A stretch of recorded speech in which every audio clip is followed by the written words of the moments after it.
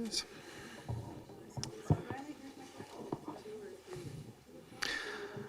Well, good evening, everyone. I'm going to call this meeting, Committee of the Whole meeting to order. My name is Councillor Andrew Appleton. I am the acting mayor for this month, and so therefore chairing the Committee of the Whole meeting. So welcome, and thank you all for coming. And as we always do, I will start our meetings by acknowledging the traditional territory of the Lekwungen-speaking people, the Songhees and the Esquimalt, and their connection to these lands and waters. I began my day today in the traditional territory of the Stahelis and the Stolo First Nation, and came back home across the Salish Sea, and came back through the sort of part of the Lower Mainland that I grew up in, and was remarking at how much more visible First Nations peoples and First Nations language are in that part of the province, such that it was not when I remember that I was younger, and it brought me a lot of happiness, and I was thinking about that a lot on the way home today. So that's my reflection on reconciliation for the day. Moving on to item 2 on the agenda is approval of the agenda. Can I have a motion to approve, please? Moved and seconded. Any opposed? None opposed? Oh, and I will also acknowledge Councillor Smart. We do see you, Councillor Smart. Can you hear us okay? Yes, thank you. I can hear you. Perfect. Excellent. Thank you very much for remoting in. Item 3 on the agenda is approval of the Committee of the Whole minutes of February the 20th. Moved and seconded. All in favor? Any opposed? None opposed.Ast very much. So we move on to item 4 on the agenda, Mayor and Council verbal reports. I started last month's meeting at that side of the table, so I'm starting with you, Councillor Green, and coming this way. Thank you, Chair. Just very quickly, this was a very busy week. We had a Monday night council meeting. We had a Wednesday night housing panel forum. This morning I was in Souk at 9:30 attending the CIRAC meeting, which is the new name for the Treaty Advisory Committee, South Island Reconciliation Advisory Committee now. And then I think that there were 3 nights I thought that we had.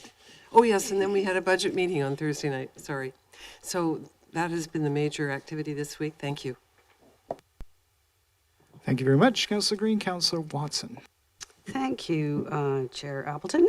Since our last Committee of the Whole, and we did this, I have a fairly short list, but I want to say that it was after that last meeting that we had our Heritage Foundation lecture on Rattenbury, which I just want to say was absolutely fabulous. I learned a lot, and particularly at that talk about the association between Rattenbury and Frank Lloyd Wright, which I did not know about there beforehand, so that was great. In the middle of the period, I attended one day on behalf of Oak Bay what was called Local Leadership United, which was sponsored by VIHA and the BC Centre for Disease Control. And it was really a workshop to share resources and have some dialogue about harm reduction and overdose prevention. So I came away with some of those resources. There was a small but mighty representation from Victoria, Saanich and Oak Bay, although I think anybody in the CRD could have attended. As Councillor Appleton knows, he was there. I walked for Oak Bay in the coldest night of the year. We had an advisory design panel meeting last week that I attended with a very robust discussion about 3 different applications. I think we were all there at the Housing Dialogue last week, hosted by the Community Association. And finally, in my each month, I try to do something for my own professional edification, and I participated in a webinar by the wonderful Next City out of the US, where they interviewed Jarrett Walker, who is kind of the guru in sustainable public transit, talking about his revised edition of the book Human Transit, which I am now going to go and add to my own personal collection. So that was some of my activities. Thank you. Thank you very much, Councillor Watson. Mayor Murdoch. Thank you very much, Chair Appleton. I get a chance to make mayor's remarks every week, so I'll just touch on a couple of things I haven't touched on or that are recent. One, I was able to attend the South Island Prosperity Partnership Rising Economy Conference a couple of weeks ago.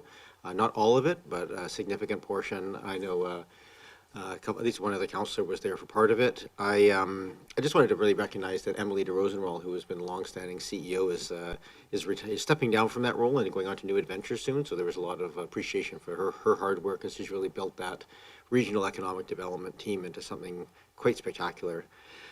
We also mentioned John Hillman, who is quite well known for raising, he's over $440,000 now for Save the Children by walking around at Carlton House. He had his 105th birthday today, and so a number of us were able to attend that. So just on behalf of the district to John, I had a chance to say it to his face today, but more officially here, happy birthday. And from the CRD front, last week was the final approval of the budget. So there was that approval of the CRD budget, the hospital district, and the housing corporation budgets. The CRD, the combined budget is a total of $777 million, which is net about 3.8% overall in terms of an increase. I think there's a couple of things there worth noting. One, just by the curiosities of shifting values in the region, Oak Bay's total requisition is actually going to go down from last year, so we have a slight negative, so that'll help offset.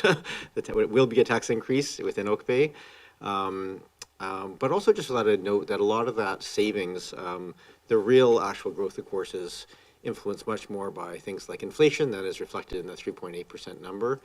It's been kept down largely because the hospital district has not had any significant capital projects go through. And we do expect Island Health has somewhere in the neighborhood of $1.5 billion in capital projects on their books over the next 10 years, of which the hospital district does pay a third. And so they won't all go through, but there is expected to be a pretty significant increase from that side of the equation. So we probably won't see those same low numbers going forward unless we can find some significant savings in other areas.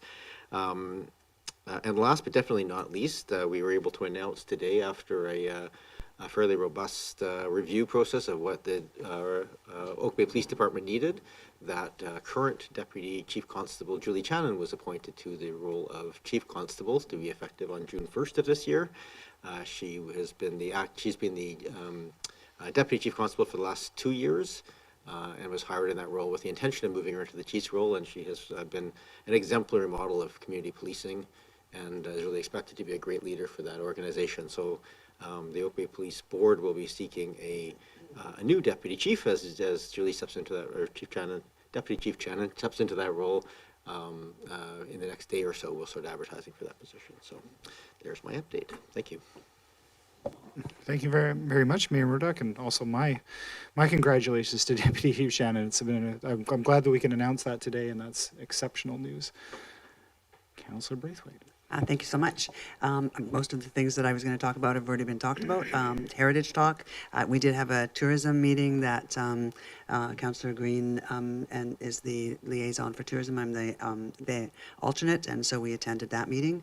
The Monterey had rummage sale was on, and that brought a lot of money into Monterey Centre. That it was so successful. They use all of that money towards things that for the centre and within the community, which is wonderful. The Royal Macpherson Theatre Society, we had our asset management report, which gives us an idea of what the state of the heritage buildings are in, which is not great. We talked a little bit about how we're going to have a capital campaign for those heritage buildings, hopefully in the future. And we also had a staff appreciation event as well for the Royal Macpherson. And the AGM is coming up in May for the Royal Macpherson Theatre Society. And I know that they're still on the lookout for some new board members. So if you're interested, you can go on the website and get the information about that. Parks, Rec and Culture, the Carnarvon Master Plan was discussed at our last meeting, and that should be coming to council soon, I think. It just kind of got through the Parks, Rec and Culture meeting first, and then at some point in the next little while, I'm not sure exactly when, it will come to council. We also talked about the capital programs that are on Parks, Rec and Culture upcoming for the budget, and we also talked about the Parks, Rec and Culture actual master plan for all the parks within the community. I also attended the Housing Forum. There was an Oak Bay Track meeting, fundraising meeting for that, and a new website is coming, so look for information on that soon. John Hillman, I was there today as well. It was wonderful to see him and see him go around, walk one whole lap around the driveway for at Carlton House. And then I also had numerous meetings with the residents about things within our community that they had an interest in. So it was a busy time from last month. Thanks so much, Councillor Braithwaite. Councillor Smart, I'm going to go to you. Thank you. Yeah, I agree. It's been a busy but exciting month to connect with residents. So this month, I guess I started off with the CRD Intermunicipal Climate Action Group meeting. And there's a couple great resources that'll be coming out just in the next couple of weeks. There's an updated climate action status report that's going on the CRD agenda on Friday. That gives us an update of how we're doing in the region. There's also going to be a website launched soon with regards to vulnerability and heat mapping. And that'll be publicly advertised in the next couple of weeks. And that'll help us, plan risks for our community. Was also at the housing panel and had a great chance. I really appreciated all the residents sticking around afterwards to talk after the event. That was really great. I was also on a panel for the Vancouver Island University to talk about the combination of politics and planning. So it was amazing to connect with planning students and talk about the future of planning. So that was quite exciting. I was at the Rising Economy Conference last week and also at the Coldest Night of the Year event and had a really good opportunity also to talk to residents at Gregor Craiggie's book launch on solving the housing crisis. And it's just so great to see so much optimism out there in the community on that topic. Thanks. Thank you very much, Councillor Smart. Councillor Patterson. Yes, thank you, Acting Mayor. Yes, I could say actually ditto to a lot of the things that have been mentioned here to simplify my presentation a little more. But I've had a few other things. Certainly, the Advisory Planning Commission meeting I attended near the end of February, and there was quite a bit of discussion about the provincial housing framework and what it lies ahead for the community, as well as relevant business for the meeting. I attended the Family Court and Youth Justice Board meeting, and we had a presentation at that meeting by two representatives of UVic's Faculty of Law, with specifically geared towards family and youth justice. And we are going to be delegating to them to do the court watch for us on those things, because they're directly participating in everything with that and keeping up with legislation. So it's nice to have them on board and working with us. I also attended the CREST board meeting, where I was assigned the fortunately pleasant task of presenting the financial review for the planned new building that CREST will be constructing. And I say it was my pleasure, because I wasn't asking for more money. I was saying that we were on track, and in fact, there were press releases just done on the new building, and those were available today. So they will be circulated widely and probably bring in a few more questions. We do have commentary on that press release from, certainly it's located in Langford, so from representatives of the District of Langford and their emergency services. What else did I do? I also should just, I think, recognize Marianne Alto from the City of Victoria, because on March 9th, the mayor invited all of the female representatives of the region that sit on the local council to a breakfast to kick off the start of International Women's Day, which officially was on March the 8th. So just wanted to give her recognition for a first initiative at it. It was a very animated breakfast, and I guess we had about 24 people attend. And it was just a lot of fun, and so I just want to give her a shout out for taking the time to do that and to recognize the women that do participate in local government. And of course today, as Councillor Braithwaite and the Mayor attended John Hillman's 105th birthday.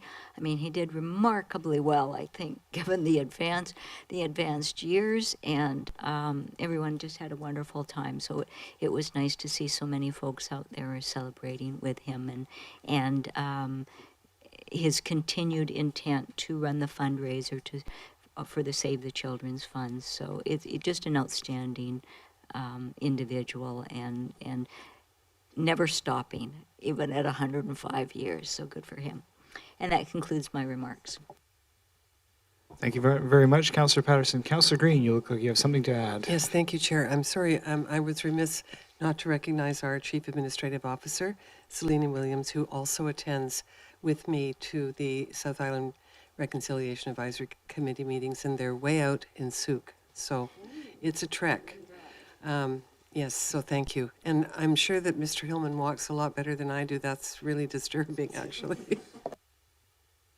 Thank you very much, Councillor Green. I guess I'll just give a brief update from in my role as liaison to the Heritage Foundation. I attended the Heritage Foundation's most recent meeting last week, and productive as always. And of course, as I always do, I will point out that the latest, as was mentioned, the last Heritage lecture was extremely well attended and super popular. So I encourage everybody to attend this week's edition, which is on Wednesday night at the Windsor Pavilion at 7 p.m. And that's Ways We Remember War. And I appreciate Councillor Braithwaite stepping in for the team to provide some remarks. Thank you very much, Councillor Braithwaite. And then in just my capacity as both trustee and chair of the Greater Victoria Public Library Board, we both had our regular meeting on the 27th of February, but also on March the 9th was the board's annual planning retreat. And we had excellent turnout. Almost the entire board showed up for a big chunk of a Saturday to work together on a strategic planning process. And I can assure council and everybody who's interested in the function of the library that it was probably one of the best strategic planning, best and most innovative strategic planning processes that I've participated in. And that is kudos to the exceptional staff at the GVPL and the folks that work so hard to put it together. I think council can be assured that the new strategic plan coming out of the library board is going to be an exceptional document. It's going to be highly relevant and highly individual and specific to that organization, modern and sort of innovative in all respects. So stay tuned. It's going to be a really great product, and I am proud to be chairing and sort of taking the leadership role and putting that out there to the community. But in fact, all of the work's being done, ably done by staff. So thank you very much. And with that, I will move on to item 5, which is the public comment and question period. So just for everybody's, just as a reminder to everybody, this is Committee of the Whole. There is a public input period for items on the agenda. So item 6.1, which is blasting, there's only one item tonight. There is a public input portion for that. So this public comment and question period is for items which are not on the agenda. So if anybody is present or online that would like to speak to an item that's not on the agenda, I'd invite you to either come forward or indicate now. I don't see anybody online, and I suspect that probably most of the folks that are here in the gallery are looking for item 6.1. So is anybody here to speak to any other items that are not on the agenda? Seeing none, then I will move on. If I do see somebody come online and a hand go up online, then I will watch for that, but I suspect probably not. And so thank you very much. I will move on to item 6.1 on the agenda, which is our one item for blasting regulation changes.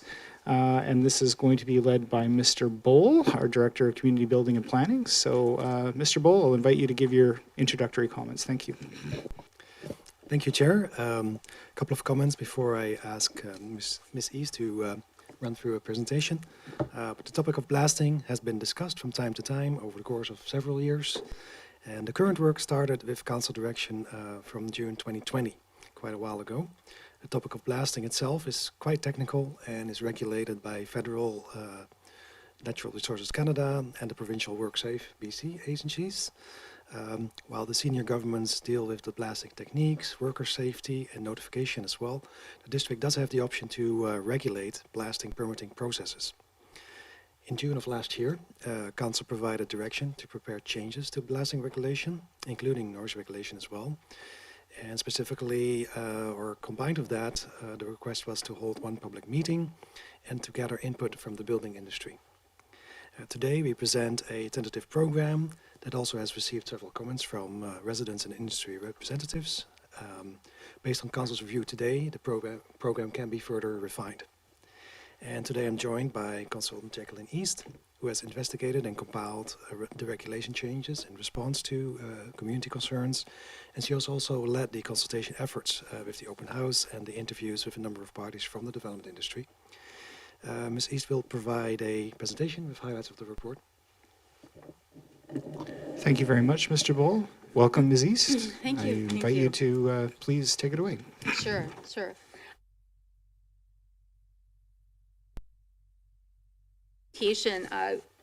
Andre has already spoken to the council direction that we had. And then we want to walk through what policy alignment we really looked at to decide how to what to do with blasting, and then the consultation, the response we got, and a high level of the proposed bylaw changes, and we'll end with staff recommendations. So this was already spoken about, and I think there was lots of discussion when the council made that direction. Going into that meeting, we were also building off of the other council meetings where we had also had input. So we kind of took the input from before and then made that part of the approach here. Maybe I'll get you to go to the next slide.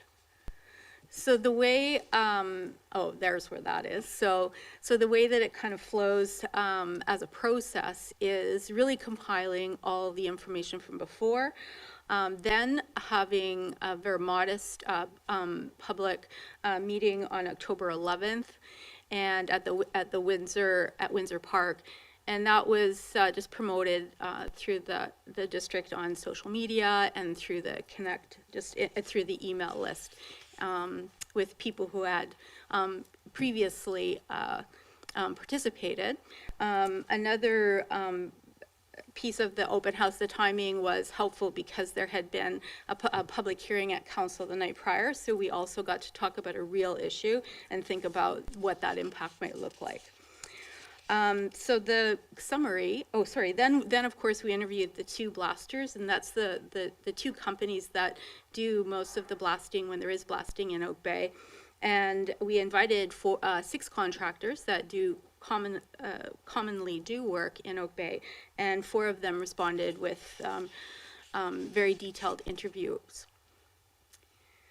I would say that one of the blasters, comes of note, is actually an author of the guidelines that are published about how to do blasting. They ended up being affiliated with one of the main blasting companies. So that was a very, very informative meeting to learn about more about blasting. So we'll go to the next slide.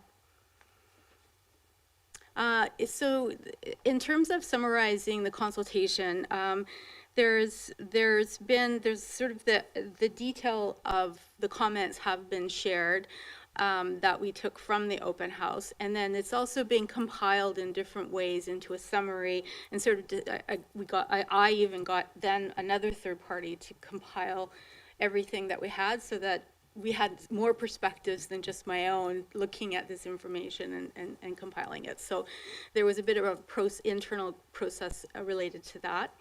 And as I said before, the interviews and the contractors with blasters, I kind of repeated that, sorry. Next one. should have gone through in more detail. The biggest, I would say the residents' concerns, really the three big ones is it's the fear of blasting, it's the noise and the disturbance that it makes, the complete and utter disruption that it has on people's lives when blasting actually when the blast actually occurs. So that's one whole piece of this, and then another one is the potential for damage or destruction or impact on properties or even health-related matters that relate to blasting because of all of the complex technology that's going on when there is a blast that happens. So that'd be the second one.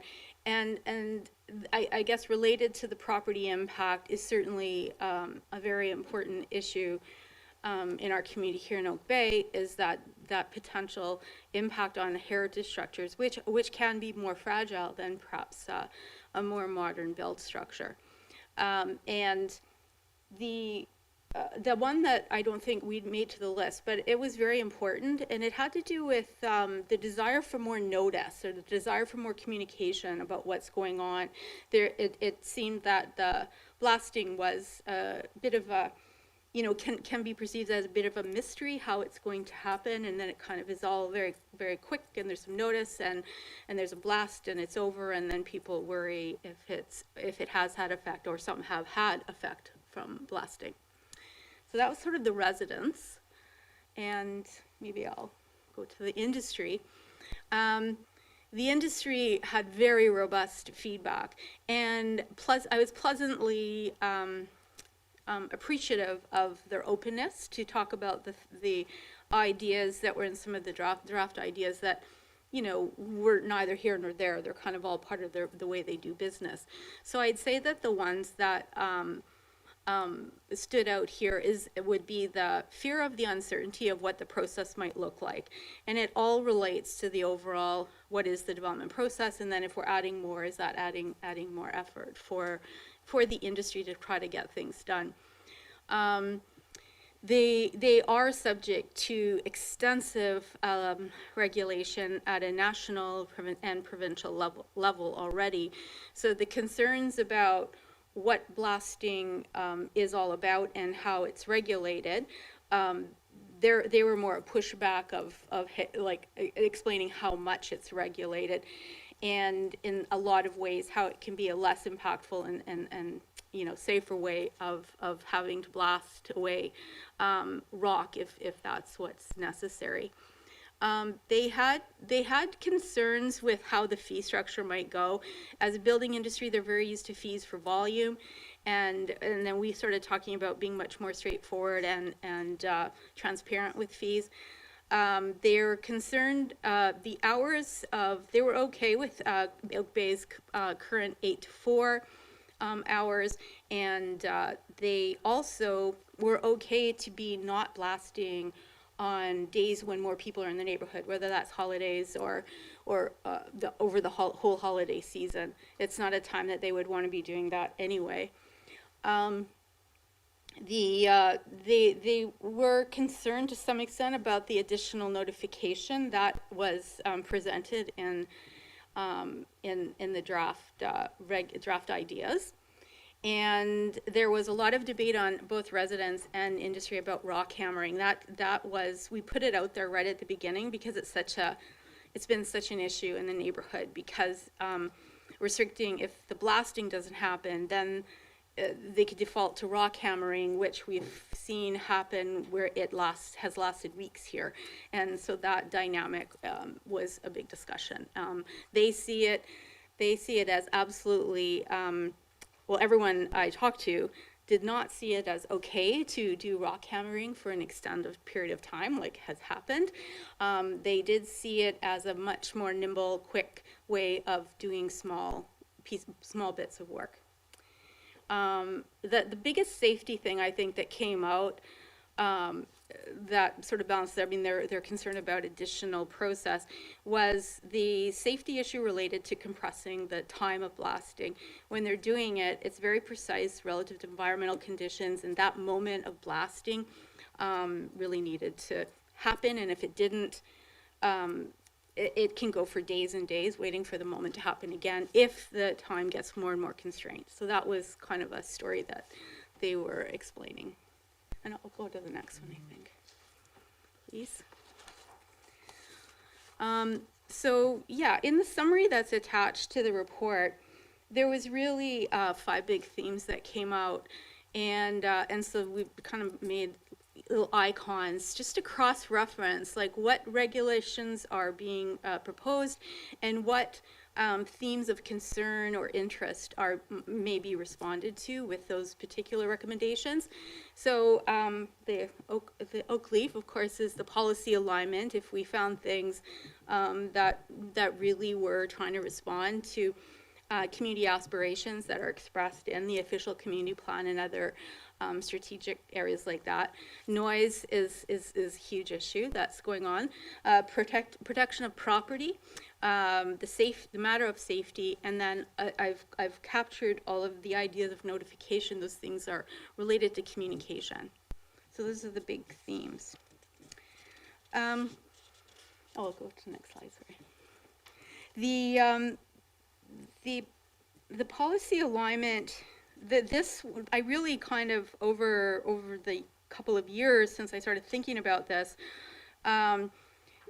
there is certainly a lot in the, well, not a lot, but very strong policies in the official community plan that speak to the idea of protecting the natural areas, and you know, species that are here in the community. And there's even policies that went so far to say that really we should minimize blasting in Oak Bay.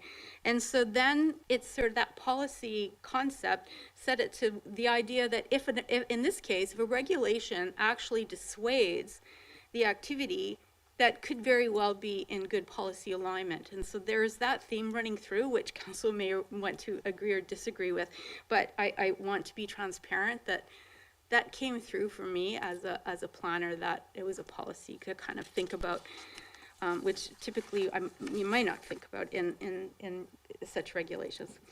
So jumping to noise, we wanted it is a new feature of this bylaw, not only to regulate blasting so much more, but to also regulate rock breaking, which then captures the rock hammering and any of these ways that the natural landscape is being drastically altered. Now that's not to say it hasn't already been drastically altered, but no point in the idea is to try to do less harm, at least if we can't repair the harm already done. There's something else new is we've had situations where permits have just kind of and they're not an endless permit, but they do, sometimes permits can be issued and can be valid for quite a long time, which causes subsequent blasting to occur under the same permit, for instance, and or rock breaking. And so in this case, there is a very time limited, suggested that there be a limit on how many days the permit is valid. And that would be like weekdays, business days. And this was also an industry concern. There's definitely a balance going on there. But so that limit on time seemed important. And also that because we don't have a situation where there are huge properties that may be blasted for very significantly large developments, the idea that there could be a limit of a permit per year for a property with that time limit could, on one hand, limit the impact to the surrounding neighbors, but also could be, through disincentive, an incentive for the property owner to make longer term plans and be much more forthright and upfront about the way that their development needs to alter the topography. Talks about limiting hoe ramming or rock hammering has been all over the map as we've gone through this, from thinking about what would it look like if we just prohibited rock hammering, which West Vancouver does, or allow it and understand some of the benefits of it. So this is talking about limiting hoe ramming, and really focusing on regulating the blasting and the rock hammering based on timing. So there's some interesting, especially that was really brainstorming with staff, and a lot of minds went into the idea of how to really make that interesting. So from a property perspective, is the next slide, sorry. This follows through, the recommendation follows through with how the building bylaw is set up right now, where the owner would have submit a letter of undertaking to express very clearly what the expectations are, so Oak Bay knows the expectations. And there's a provision proposed that the owner would actually be required to engage a professional engineer. And just to look into the subtlety of that, the guide, the provincial guide that is sort of the guidelines for best practice for close proximity blasting. The language used in the recommendations is almost verbatim what one of their guidelines are, except their guideline is simply says independent consultant. And so this is suggesting it needs to be an independent, it needs to be a professional engineer, so that there's that like qualified professional sort of idea that they have an obligation to communicate accurately, because there's ideas in there of them communicating back to Oak Bay so that it becomes a resource also with the right professional qualifications to make sure Oak Bay staff understand what's happening with a particular blasting project. Of course, evidence of blaster certification, they have to do that anyway. They're not allowed to blast without it, but this puts it on file and it's very clear. There's more transparency. The letter of assurance is again part of essentially the guarantee that the work will be done as planned and not causing any liability back onto the municipality. And the proposal also increases the minimum level of professional liability insurance than what it has been before. And although I feel like the building bylaw got updated since I first started looking at this, so I'm saying that, and that's why I'm sort of doing a double check on myself. From a safety perspective, this is where we really lean on the senior levels of government. And when we scan all of the municipalities and how they're addressing blasting, you know, the ones that are really being slick about it, they've got this right up front that here's who's responsible for all of these different levels of safety when it comes to this kind of development activity. So Natural Resources Canada are really the ones very involved in how those explosives, how that technique that works. WorkSafe BC is the one that maps out the exact process that the blaster must be certified for.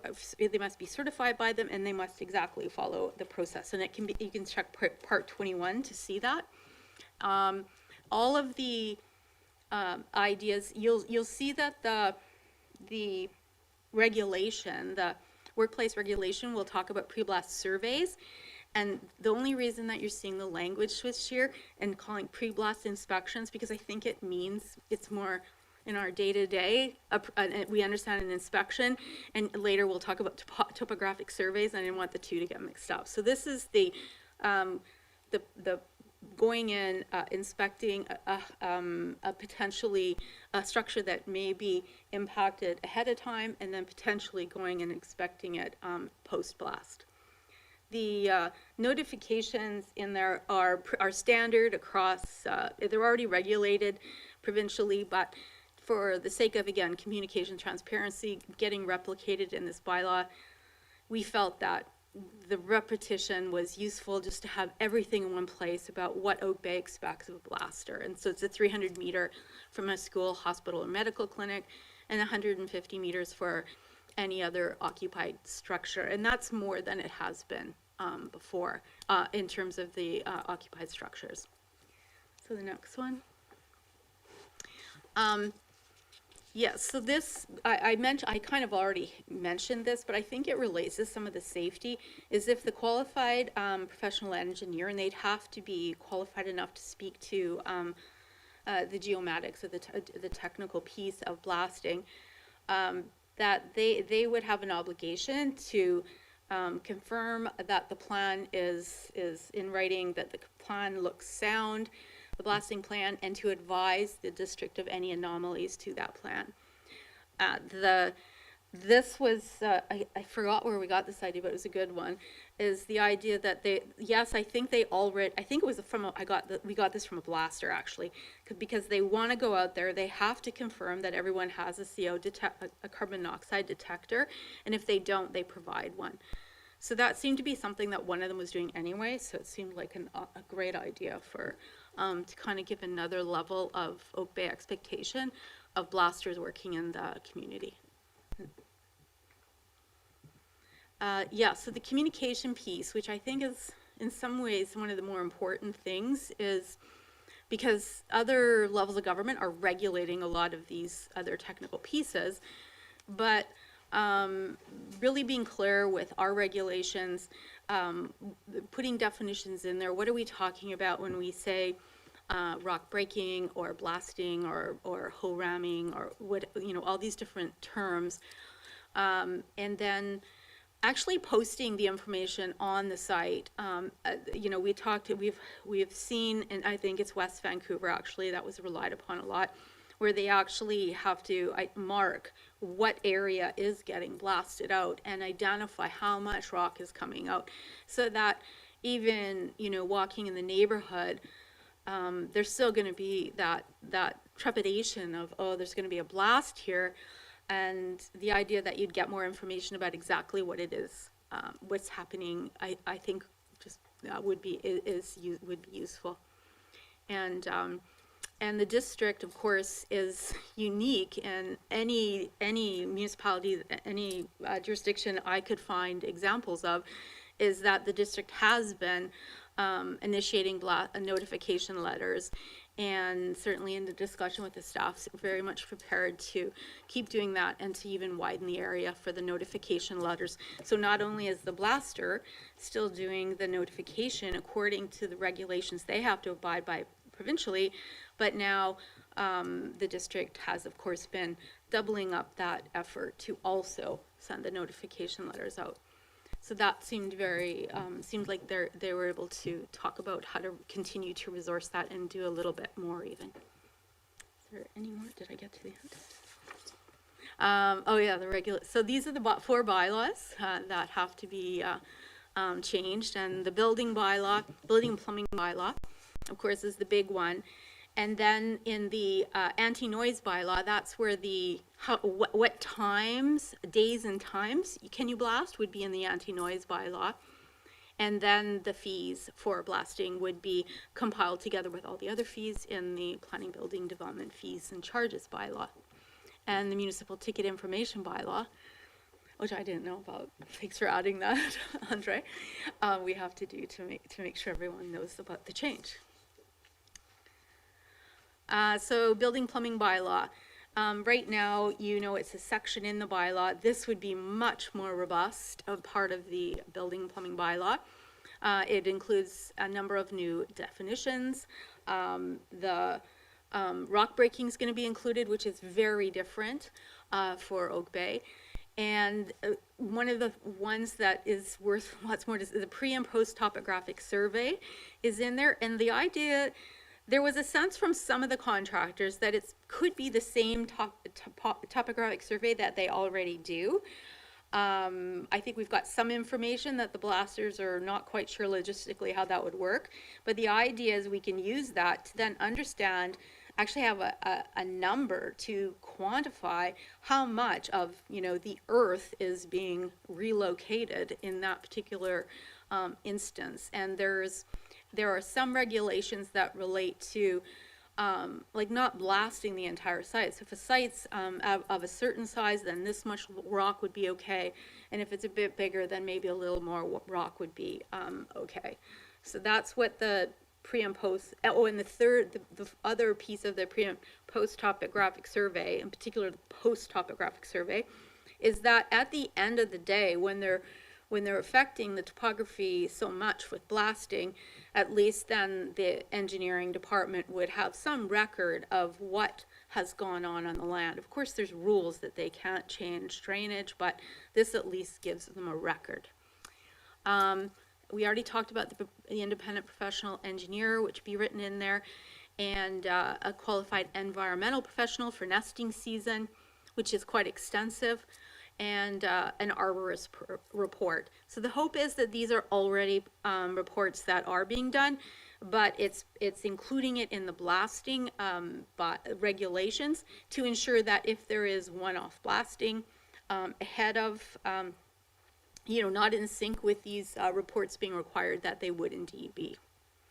And the contractors seemed okay with that because they are already doing those more environmental focused reports, I think.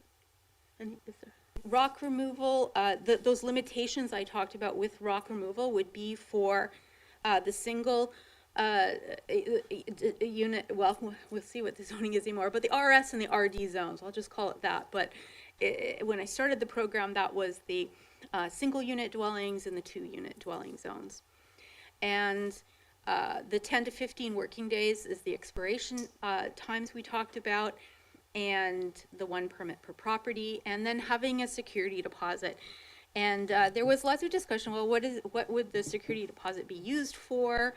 I guess there's not a definitive sense of, well, what could we use it for? I mean, it's if something happens that we didn't expect, and I couldn't quite pin what that would be, but it's really the security deposit is leveraged to ensure that everything is completed on the site to the satisfaction of Oak Bay before they then get their security deposit back. So we have to take some care how to describe that legally, but that's the intent. I guess I'll leave it. And we have had this reviewed legally. So the anti-noise bylaw. So right now it is talking about leaving it from 8 a.m. to 4 p.m. Monday to Friday, and limiting the rock hammering only for the afternoons, and then absolutely prohibiting blasting and rock breaking weekends, holidays, and over the winter holiday season. We did have Andre and I were just talking about if there had been any updates to the list of municipalities. In 2020 you had the list of municipalities and when blasting could occur and all the difference, just to compare them against Oak Bay. And so we just had done a quick scan, and for the most part they're the same as what you see in the attachment to the report. And the only ones that have been updated, which it's just slight, but Sydney, Colwood, Machosen, and Langford, Nelson, and Salmon Arm, the updates were all about reducing the time of within a day where they could blast. The only one that is as strict as the Oak Bay time is Machosen, actually. Which actually, Machosen changed theirs. They were 8 to 4. Sorry, they were 8 to 4, and they went from 8 to 8:30 to 8:30 to 4. So, yeah, that was that. Fees. So it turns the fees into a flat fee. This was not supported by the industry, but it seems for the resources required with blasting happening in the community, there was a legitimate case for that to be compensated. So the flat fee for blasting of $1,250 and then $750 for rock breaking with a $2,500 damage deposit, which I've spoken of. And then permit extensions could happen in case of weather or illnesses, things happen, that there could be a $250, but only one extension allowed. And another controversial one in here is a very expensive charge for anything over a maximum amount of rock removed. Again, this is strictly related to the policy decision to disincentivize rock removal and really put a value on that extreme impact to the topography of the neighborhood. And there's one additional fee because it's taking more staff time to do the additional notification. Then there could be a fee applied to cover those additional costs. And yeah, so this is an administrative piece to make sure that all of these changes were noticed. So the options. So we could bring forward an amendment based on these notions, or some version that you may additionally guide this evening, or you may also, I know there's been a call for additional public input to the changes, so that could happen as well. Thanks, Andre. Thank you very much, Ms. East. Mr. Bowl, do you have any other comments before we open it up for questions? Seeing none. Just for the information of the members of the public and those who are to the council table for questions to staff and our guest. After we've done those questions, we'll open it up for public input, and then we'll bring it back to this table afterwards. So we'll ask those questions. There's probably going to be quite a few of a technical nature. Hopefully that'll answer some of those things, and then we'll move to public input. So I will open it to the council table. Councillor Braithwaite, and then Councillor Green, and Councillor Smart. Councillor Watson. Okay. Thank you. Go ahead, Councillor Braithwaite. Thank you so much. I have a couple of questions, but I won't ask every question I have right now because I want to give everybody else a chance. I want to kind of focus in on the professional engineer part that you had, basically saying that a professional engineer to give the guarantee around the blasting site, as opposed to what we have now, which is a blasting professional. So do we know how many professional engineers would be able to give that assurance on a site right now? Or can any professional engineer do that? I don't know the actual number in the Greater Victoria area, although the industry folks did advise there's only one or two. But I'm answering your question anecdotally, so I apologize for that. Okay, thank you. And Go if I ahead, may, Councillor. through you, Chair. So, and then you also talked a little bit about the liability that it could come back with, that can come back on the district. So with a blasting professional being the one to basically approve or guarantee, give the guarantee, is there a liability that it could come back on the district or not? I'm sorry, I'm forgetting to do things. I don't think there is a risk of liability coming back on the district the way that the laws and regulations are today. The idea of having the owner engage a qualified engineer puts that onus on the professional engineer's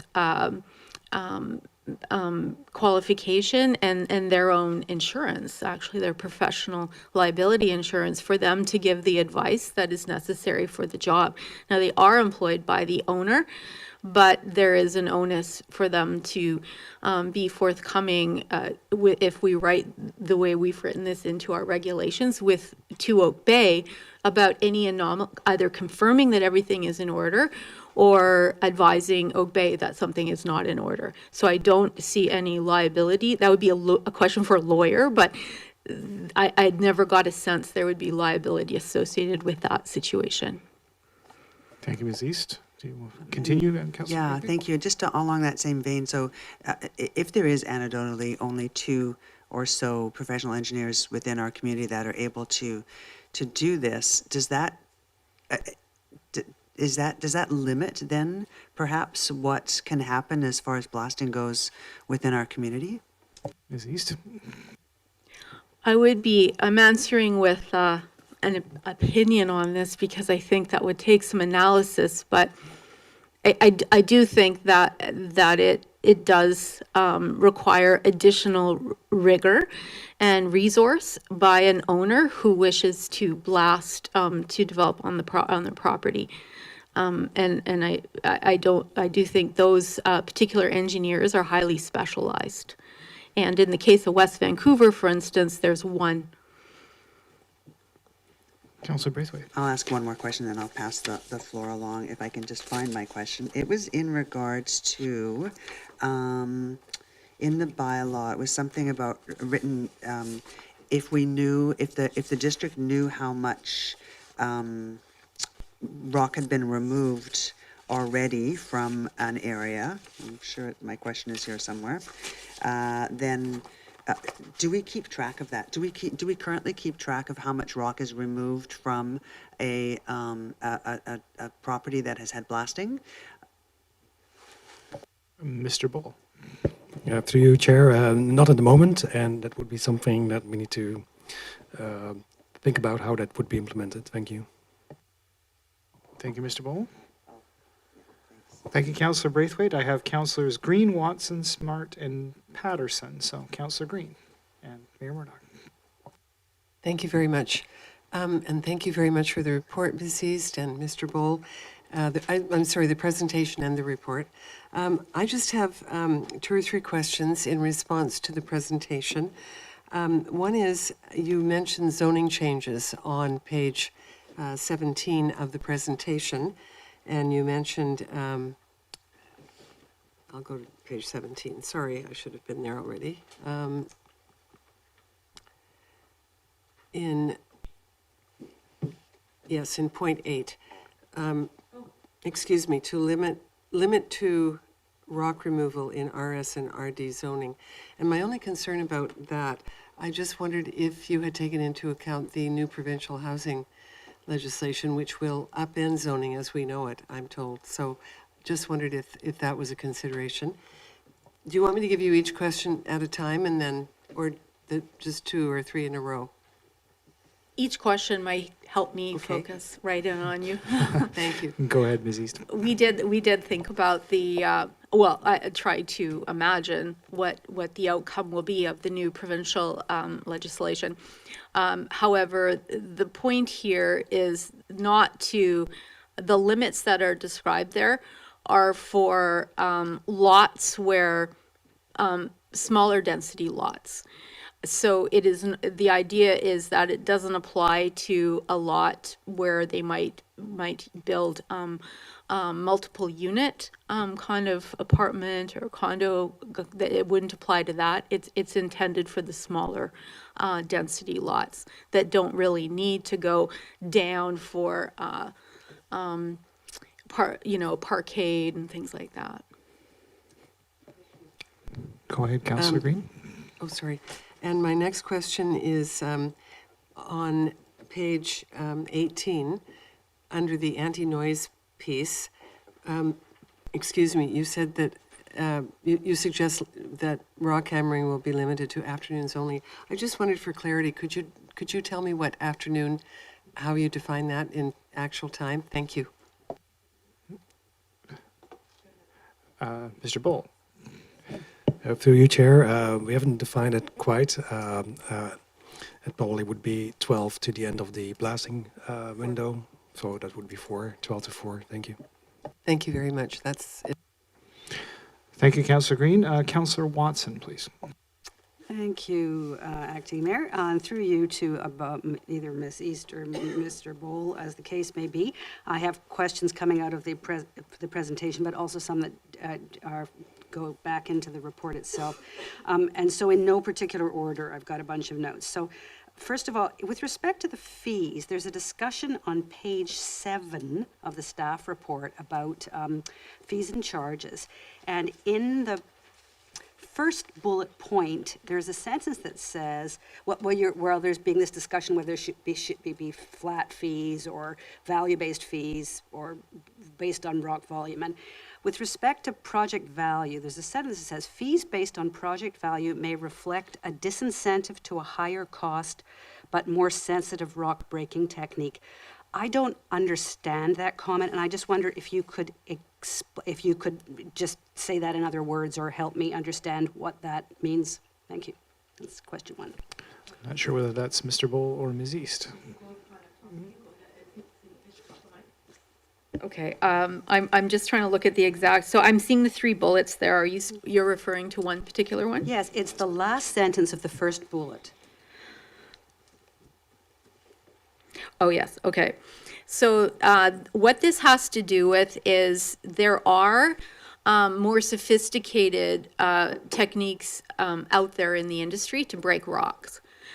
Like there's hydraulic rock breaking, and I'll forget some of, a grouting. There's other techniques. They're more expensive, right? So if we start tying the fee for blasting to the value of the blasting effort or the project, well, then we would think that the people doing maybe using more sophisticated techniques might end up paying a bigger fee. And we felt that that had a bit of a reverse policy impact. Does that make sense? Thank you, that's clear. Okay. And that leads well to my next question, which is, if it is a fee based on project value, what is the project? Is it just the number of days of blasting? Is it the amount of rock? What is the project? Go ahead, Mr. Bull. Yeah, through the chair, that would be an estimate on the blasting portion specifically, because for the building permit, for the construction, there's a separate estimate that informs the building permit fee. Thank you. So in effect, the applicant has to estimate how much the blast itself is going to cost, including all the elements of it, setting it up, executing it, health and safety measures. Okay, thank you. I'm seeing heads nodding, so that's for everybody's edification, that's a yes. Go ahead, Councillor My Watson. next question has to do with the relationship between building permit and blasting or hoe ramming permit. And I see the recommendation that one needs to be in place before the other. So my question is really about the necessary reporting. You've identified a number of things that would relate maybe to the blast, but I wanted to know to what extent they would already be required for a building permit. Particularly, my first question is about an arborist report. Are you suggesting there be 2 of these now, one that might relate to a development permit and a building permit, and then an additional one with respect to blasting? So that's the first report question. Go ahead, Ms. East. Oh, thank you. No, the idea is that we would want these reports to be the same ones they're already doing, and we did talk at length with the industry. It would not be value or reasonable to have 2 arborist reports or 2 topographic surveys. So the idea is that they need to be the same report. Yes, I'll leave it at that. And so would that also apply to the raptor, the nesting report, or that was the single environmental report? That's right, and they would they really need to be the same report. And this all goes back to the idea, the reason the building permit is required before you get a blasting permit is because the district wants to know the commitment and what the plans are for the property before you go and start blasting the landscape. So that's the reason for the building permit first. And so therefore, the owner or the proponent needs to understand the full ramifications of reporting they need to do their project. And the reason that the nesting report or the arborist report got repeated in the blasting regulation is in the event that whatever the building permit has been issued for didn't require the arborist report or the raptor, the report on nesting, then for certainly we would want it to be there if there was also going to be blasting. Now I'm trying to think of an example, and maybe I will before the end of the evening, but we just wanted to make sure that that eventuality didn't happen. So if I understand this, there could be additional reports required for blasting that weren't required as part of the building permit, but it wouldn't amount to, we're not creating any new reports in effect. We're just making, okay. Yes, you're correct. And I think my final question has to do with, notice to neighbors. In the proposal, the is recommending that we move from a greater than or equal to 48 hours of notice to 7 days. And I wondered how that relates to perhaps what the blasters themselves are saying about being able to be nimble in response to environmental conditions or making their own plans about getting equipment and stuff to the site. If notification occurs now and then the schedule has to change, what is expected of the blaster? Go ahead, Ms. East. We have talked at length about that circumstance, and that would have to be resolved with some clarity, both for the blasters and for the district. What happens if some kind of a circumstance like an environmental, an atmosphere, it's an atmospheric characteristics are what would typically cause a blaster to change. We would have to imagine what would have to be done then. In terms of them notifying 7 days prior, I think there was a comfort. I didn't get a sense of pushback with it as much as them asking exactly the question that you just asked. And then finally, I did have one other. I just want to make sure that I heard the answer to this question from Mr. Bowl, but I was curious. Pardon, I think I misspoke. Go ahead, Go and then go I'll go ahead. back to where I was. Okay, Yeah, Mr. sorry, Mr. just Ball. to clarify or correct what we just provided you with for the notification. The 7-day notification is the one that the district sends out, so that's a little bit earlier. And then the blaster sent out their own notification as required by WorkSafe BC. That's 48 hours in advance. So are we proposing that all shift to 7 days, or is it still two distinct notices? One from the municipality and one from the blaster under WorkSafe? Mr. Ball. Yeah, I thought we would not change that, but Ms. Ace is pointing out to me that the report actually proposed that as well. So it's not entirely clear to us yet either, but that said, because there's two going out anyway, it could make sense to do the district one earlier and leave the notification for the blasters at the required moment that they used to anyway. Thank you. And then finally, you may have been asked this, but I'm not quite sure it was exactly the same question. So I am curious about how practical it would be and how possible it is to calculate the amount of rock that might be removed and how you actually do that in practice. But I think I heard you say we're not sure yet. We're trying to figure that out, or was that an answer to another question about rock volume? Go ahead, Ms. East. The three-dimensional sort of quantity of rock to be removed, when they do their blasting plan, they would have a sense of that. The only impact that you'll hear the blasters speak of is that it's not until they get into the site and remove what they would consider the overburden or to really realize how much rock is under there. So there is a level of uncertainty, but it is something that any of the design professionals could do a three-dimensional calculation based on what the plan is, and it would give us a sense as to from a reasonable practitioner would know if it was a reasonable estimate, if that is a reasonable answer.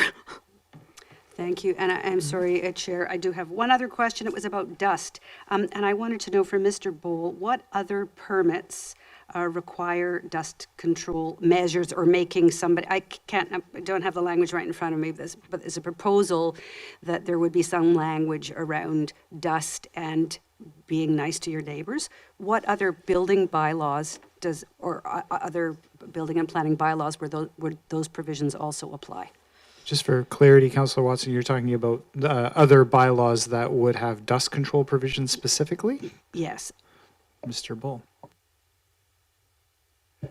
Through the chair, I'm not entirely sure 100%. I believe the zoning bylaw would have a very general clause in there that you're not supposed to create a nuisance to your neighbors. And usually, if there were a dust problem, that would be covered there as well as a use matter. That would be one likely in our zoning bylaw. And there may be ones related more to engineering permits, but I'm not entirely familiar with those. Thank you. So the language that's being proposed for this would be in sync with what we're doing in other areas where this may be an inconvenience or a harm to a neighbor? I guess that's what I'm trying to assess. We're not making this more onerous than, or we're not suggesting we would make this more onerous than we would for another major project or somebody. I mean, I guess I ask because construction goes on all the time in the neighborhoods, and nobody's ever come to me and offered to clean my windows.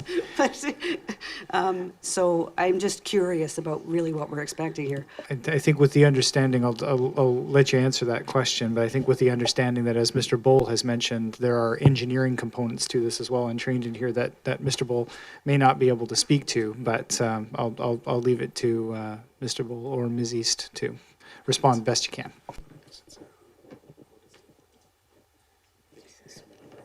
So I think what I was going to say is not answer the technical question for engineering at all, but to say that, to answer the point that you made, that could the regulations here be more onerous? The answer is yes, they are being more onerous than other kinds of construction activity in the district, whether that's the permitted times, the calculations, the fees. So I think there is a sense that that is happening in this proposed regulation. Anything further on that point, Mr. Bull? Okay, thanks very much. Thank you, Councillor Watson. I have Councillor Smart, Patterson, Mayor Murdoch. So Councillor Smart, please go ahead. Thank you. Through you, Chair, to staff. Regarding the 10 to 15 day permit length, it was cited by contractors in the engagement to be problematic, potentially from a safety point of view, should there be rain or snow events, and that they need a little bit more flexibility. And there was a suggestion of a 20-day permit period. I was just wondering why the safety suggestion was not prioritized in this bylaw proposal. I'll give that to Ms. East. Oh, thank you. Yeah, we definitely wanted to prioritize the safety, and the way we address that is by incorporating an extension potential to the original permit that would accommodate those kinds of circumstances for safety. Well, safety and other. It could be an environmental reason or a safety reason. Go ahead, Councillor Smart. Yeah, thank you. So just to add on to that question then, can you just describe for me the process in which, could that be a same day, simply come in and pay a fee and it wouldn't interrupt the flow of the work happening? Because I understand it can be problematic to stop mid-blasting. Just wondering, how easy is it to get an extension? Mr. Bull. Through the chair, I imagine it would be quick. The only catch is, and maybe that can be covered in other ways, but the notification that went out to the residents, that would be important to make sure that residents understand that there have been a change in plan. But there's ways to address that. So, yeah, I'll leave it at that. Thank you. Thank you, Mr. Bull. Go ahead, Councillor Smart. Yeah, thank you. A question regarding the limiting of the volume of rock. Do we have an understanding on whether the amounts would prohibit some owners from building full basements? Should they be trying to do secondary suites? And if so, I'm just wondering, will that come down to potentially council getting a lot of applications for variances, or does staff now have the capacity to, say, do height variances to make up for the fact that basements may not be possible under this new bylaw? Mr. Bull. Through the chair, I do think, yes, there's some limiting factor there, and that's part of the underlying approach to these regulations to discourage extensive blasting and rock removal. There would be options, as you're referencing, to find other solution on site. Where this particular proposed regulation doesn't really make any provisions there just yet, but there are of course variance applications that could be made, or maybe other design options on that site. Yeah, that's the background to that. Thank you. Thank you, Mr. Bull. Please continue, Councillor Smart. Thank you. So just to expand on that, I'm just wondering, when the areas were developed, like was a typical sized lot looked at? And I guess what I'm trying to gather is, are these areas trying to prevent full basements where there is rock on site, or is there a sense that it's sort of like just enough area that you should be fine as long as it's an 8-foot basement? Just trying to get a sense of what the concept is with these area restrictions. Ms. East. Thank you. The calculation came from is the calculation that is used in the District of West Vancouver for rock volumes allowed to be removed, and the conversation that I've had with the industry is where they began calculating that kind of what that volume may look like for a basement. And of course, in addition to the basement that they may want to build, they have to have a 1 meter area around that whole space as well, which would have to be removed, and then it gets backfilled. So they believed that it was okay for a modest, that they certainly a modest home, a basement and a modest home would fit those rock volumes. However, there was a recommendation that we could run scenarios based on those rock volumes with different sized lots and different sized homes. That exercise, we did not go further to undertake that exercise, but that's a possibility that would answer your question much more directly. Thank you very much. Councillor Smart, please continue. Thank you. Question through you, Chair, to staff, just with regards to the environmental report that typically one would not see during a regular building permit application for a single family house. I'm wondering, could this be limited to the period of March through August when nesting occurs, to not have an additional extra cost to residents when nesting season isn't happening? Mr. Bull. Through the chair, yeah, that could definitely be considered. As we were commenting on earlier, we think that some of these reports would already be in place, either through a building permit or maybe a development permit that required the report. But that's the intent. The nesting survey definitely is only relevant in that season, and that's also where the proposed regulation actually has a limitation to try to avoid blasting if the site has bird nesting. Thank you. Thank you, Mr. Bull. Councillor Smart. Thank you. Through you, Chair, to staff. Just with regards to the phasings of projects, often when a project, particularly a larger one, is done, you might have servicing at one point, parking at another point, and very late in the project, things like playgrounds and site work. So it's common that a project could have up to 3 different phases that involve blasting on a piece of land. And so I'm just wondering, are there any precedents in the CRD for limiting to 1 blasting permit a year? I just see this as not really informed by common construction practices, and I'm confused by the feasibility of this particular item. Are there any precedents in the CRD for this? Thank you, Councillor Smart. Ms. East. Thank you, through the chair. I know of no precedent where this kind of a regulation has been imposed. It is would be specific to a residential circumstance. So this kind of regulation would not, and we should check how we've written this, because the intention is for low density residential, and it would not apply well to a large master plan site development. Thank you very much. Anything further, Councillor Smart?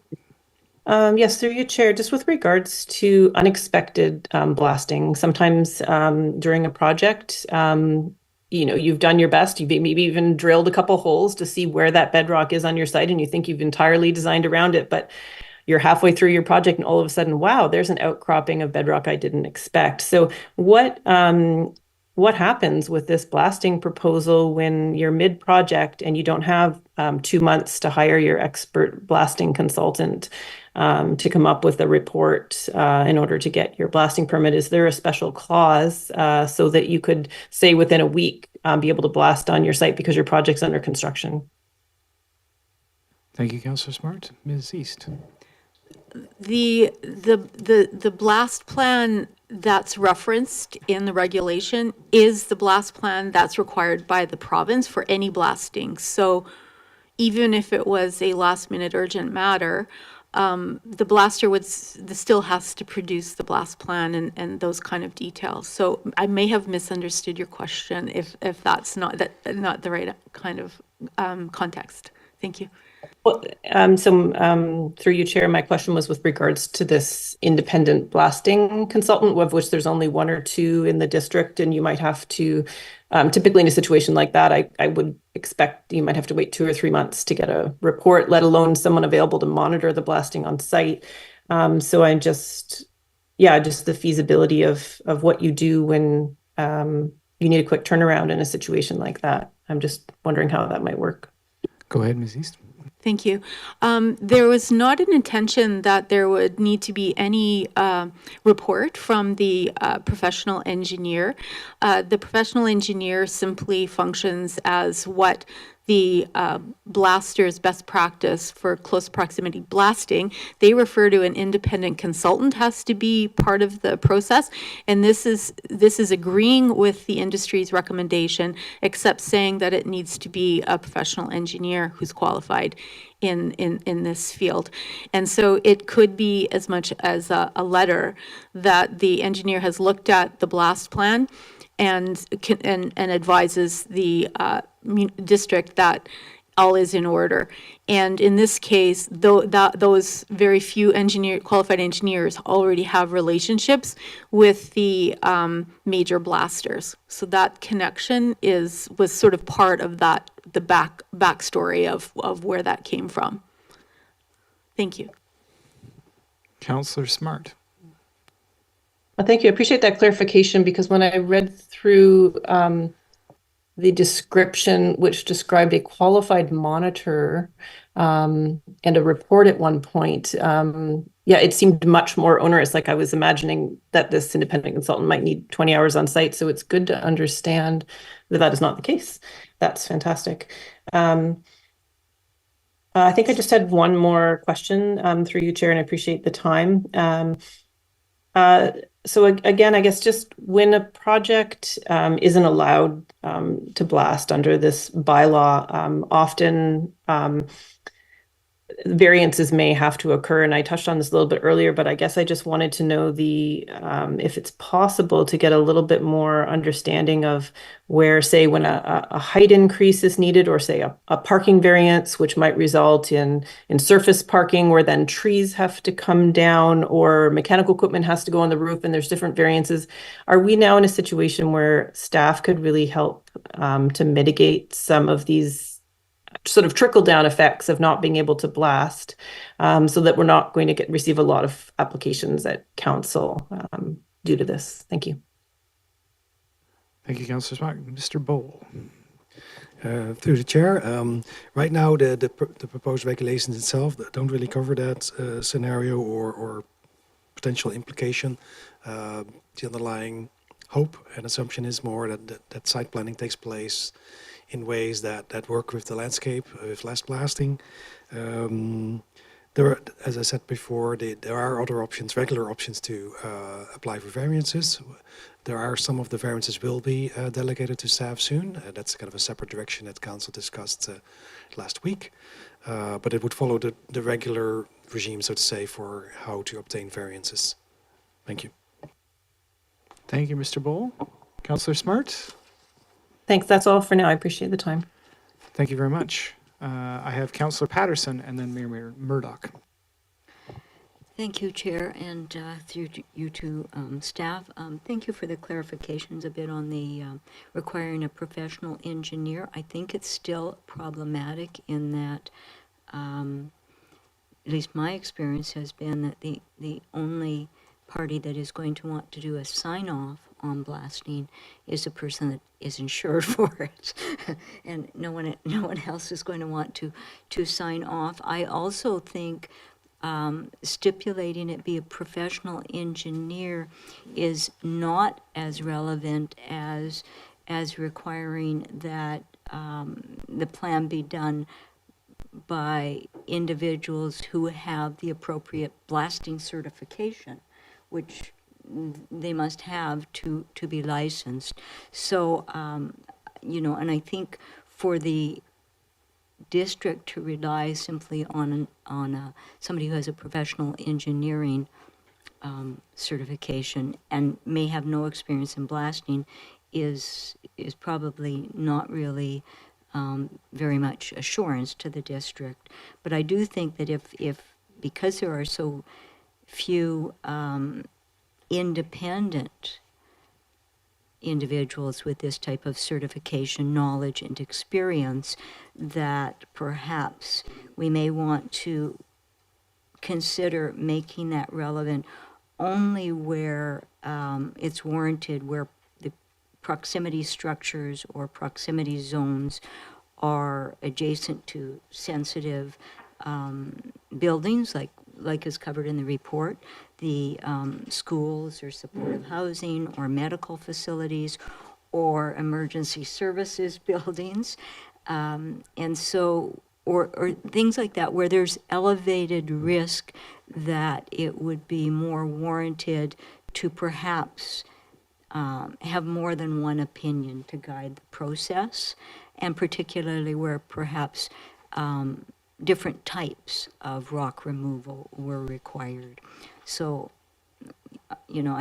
I think it will just be very difficult and slow down all of the process, probably to no positive objectives if we just try to engage professional engineers to review a report and sign off on it. So I think it's more important that the certification requirements, the blasting certification requirements, are fulfilled. The one thing I didn't see in here that I know that they do have in other areas of Canada is that as part of this, there is also an established fire emergency procedures plan for any blasting site. I don't know if that's covered under the occupational health and safety guidance in this, and it may very well be. And I think we have to keep in mind that anytime there are the construction of this nature is going on, hopefully, and very typically, everything does go well, and there are not problems. However, it could require the need of emergency service or public works or whatever. So it's really important that everybody work together on this. The other thing that I didn't understand and perhaps would like a bit more clarification on, and that is a security deposit versus perhaps a fine for willfully contravening the bylaw. It may do somewhat of the same thing. I didn't understand the purpose of taking the security deposit, because if it's to guarantee that all of the proper reports are filled out in advance, well, if they're not filled out, I don't know why we would issue the blasting permit in the first place. So, and I didn't see anything in here about a fine for willfully contravening the bylaws. So perhaps if staff could just speak to that. Yeah, if I might paraphrase Councillor Patterson, I guess we're looking for some clarification on the situations in which a fine might be levied versus when a portion of the damage deposit might be retained by the district to take certain actions. If I get that question correct.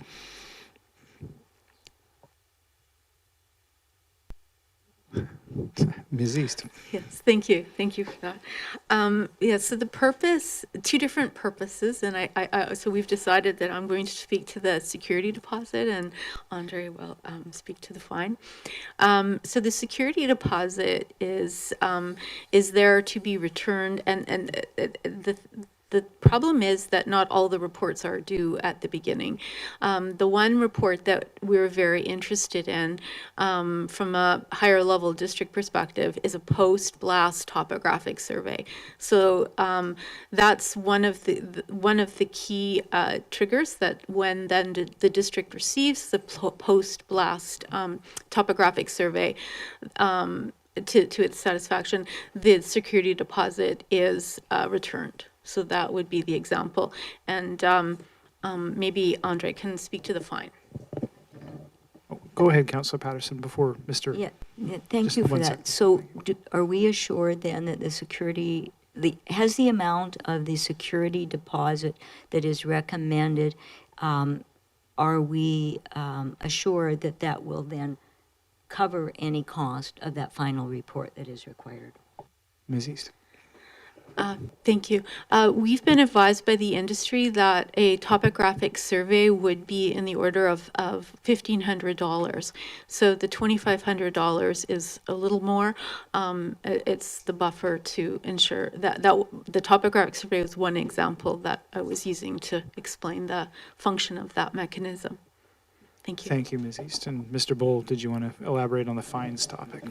Yeah, thank you, through the chair. The way ticketing and issuing fine works is that there will be some of the provisions in the bylaw will also be referenced in the municipal ticketing information bylaw. So if maybe blasting takes place outside of the agreed window or some other irregularity was noticed that couldn't be resolved with just, discussing matters with the contractors in question, then tickets could be issued for those particular contraventions to specific regulations. Thank you. Anything further, Councillor Patterson? Thank you, Councillor Patterson. Mayor Murdoch, please. Thank you. Through you, Chair. First question, to make sure I'm 100% clear on this. We can't, as a municipality, stop blasting or rock breaking, correct? That's outside of our purview. We're allowed to put in some constraints on how it can be applied. Mr. Bull. I'm not advocating for that. I'm just want to understand our limits. That would appear to be a fundamental question to the decision at hand. Go ahead, Mr. Bull. Yeah, through the mayor, I couldn't conclusively confirm that or otherwise. The approach we are presenting is seeking to still balance different aspects of this, and although we are reducing and making it doing more discouragement, it's not flat out banning it, and one of the reasons for that is there's no precedent for that. The one precedent we are looking at most intensively is the District of West Vancouver bylaw, but that particular question I couldn't answer without further research. Thank you. It's fine. I'm not going to ask for that further research. Thank you. Through you, Chair. I guess I'm still trying to wrap my head around what's the appropriate controls over bounds of blasting if we're considering those controls. Most of the blasting I've seen in the 600 square meters, doing a quick back of napkin calculation, is more than adequate to make a full basement on any standard lot in Oak Bay, basically, unless it's a very large lot. So it doesn't really restrict the total volume very much.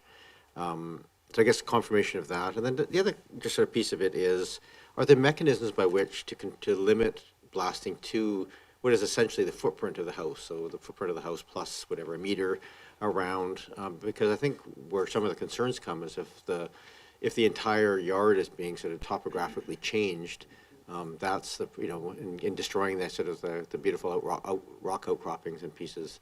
So I'm just trying to get my head around those sort of two pieces. Go ahead, Ms. East. Thank you. We did explore some of those conversations, and I think some with residents and industry about how that blasting could be constrained more, and the footprint of the house is a great example. One of the other ways that we see blasting used that we thought could relate to Oak Bay is when people want to use it to improve the aesthetics of a property. And what I mean by that is if it is a property that somehow the topography is such that an outbuilding might be really, affect a streetscape, that blasting possibly has some value to help tuck the built form more into the landscape in a sense, and I guess contribute to the aesthetics of a neighborhood. So we did see that example in the District of West Vancouver blasting bylaw, where there was a provision for blasting to be used for those kinds of circumstances. And another one that's quite common is swimming pools, for example. Okay, thank you for those two examples. I appreciate that. I guess the other piece of this is just more sort of broader sort of topographical change question. Are there ways to sort of, is the total volume of rock considered to be sort of the best practice of that, or are there other mechanisms that might be considered to look at sort of the amount of lot that has changed? Because I take your point on a specific item like a swimming pool or a outbuilding, but that does not sort of relate to the overall sort of landscaping of a lot. Go ahead, Ms. East. Thank you. And I'm going to let Mr. Bull kick me under the table if he has a better answer. But we put a lot of thought and had a lot of conversations about that. And on it, we did not find ways to, I have not experienced or come across ways to help respect the landscape in better and other ways. The idea that blasting relates to that, and we were reviewing a blasting bylaw, I guess, got us fairly narrowly focused on what does that mean and how might we think about it. But it would take more research, or I don't know that answer directly about what other best practices might look like for that. Okay. Thanks. Thank you. If I may continue, Chair. To just sort of a fairly specific question on the 10 to 15 day time limit. Where I've seen that go much longer than that is some very specific sites where there's been like heritage houses or older houses that they've kept the house on site but have lifted it up, blasted underneath it, and then settled it back down on a new foundation. And I'm just curious, I don't see a mechanism for that to stay within that kind of 10 to 15 day range for that kind of work. Is there any possibility of looking at exemptions or special cases where people are looking to do work and retain existing houses on site as opposed to new builds? That might go to either guest. I'll let you work it out between the two of you as to who's the best to answer that. I'm seeing Ms. Mr. East Bull. is looking for something that she thinks addresses this question, but and I can't really add anything at this point. We'll just give you 1 second here. Never sure if it's a good sign or a bad sign. I've stumped people.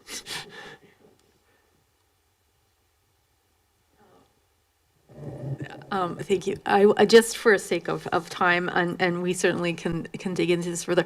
There is a provision in here somewhere that if it is a sort of an emergency or an urgent matter, like there is a sort of an exemption clause in here, and I just haven't found it to remind myself of the words to see if it might fit the idea of someone who is trying to do something very sensitive. They certainly have that opportunity to do one extension, which would expand that out, to double that time, I guess.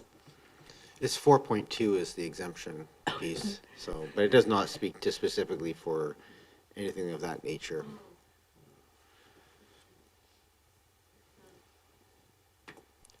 It's fine. You answered the question.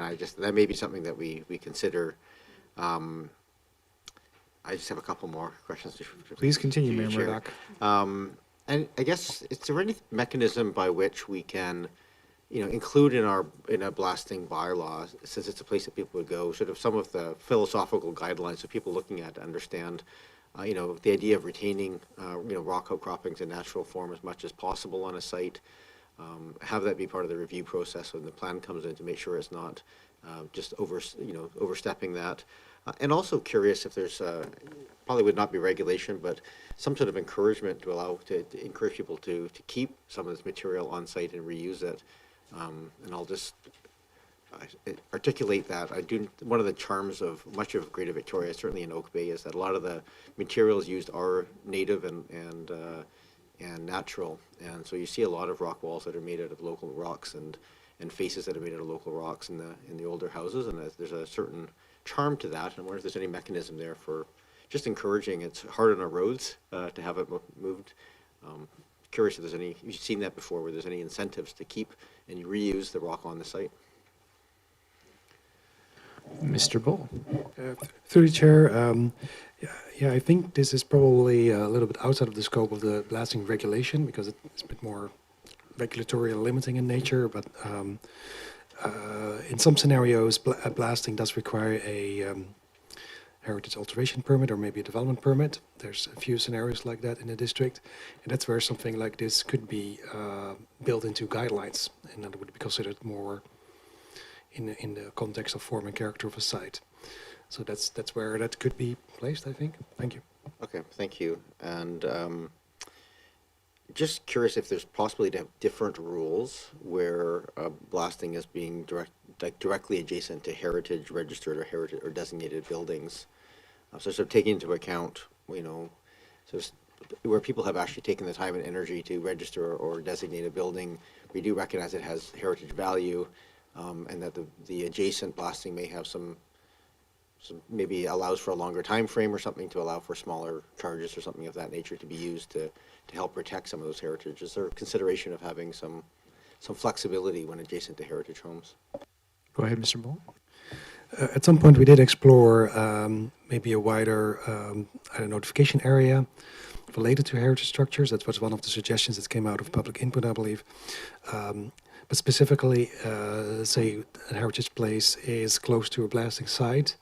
In that case, we're relying on the regular blasters' processes. They do a not exactly sure what the right term is, but the pre-blasting survey, they call it in blasting terms.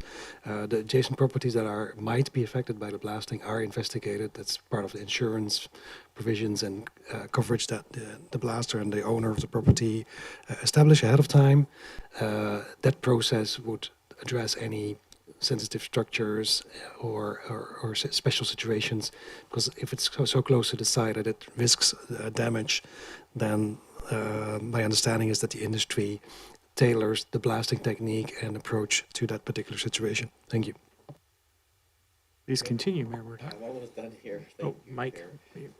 Almost done here. Thank you for the time allocation or allowance, Chair. I'm curious about the shorter time limits on rock hammering. Are there other jurisdictions that have taken that approach? Ms. East. Thank you for this. The approach that we found was the District of West Vancouver that prohibits rock hammering. And so our discussions and deliberations with everyone has gone from sort of that extreme to the fact that it's a necessary construction activity, and this is where things have landed. Okay, I appreciate that. Thank you. And just the last question I had here was just more technical one. Was just in that exemption in 4.2, which is why I had it open. I was curious about the 10 cubic meters of rock that could be sort of basically just sort of approved as needed if it came across. Is that sort of sufficient in staff's mind to deal with the question here, like where there's a rock outcropping that is discovered at the last minute and can just be dealt with? Is that sort of 10 square meters I'm curious where that number came from and if that's deemed to be an appropriate number. Yeah, thank you for that. Yes, we actually started looking at illustrations of what 10 cubic meters is and talked to the industry about it as well. And it seemed to be a number.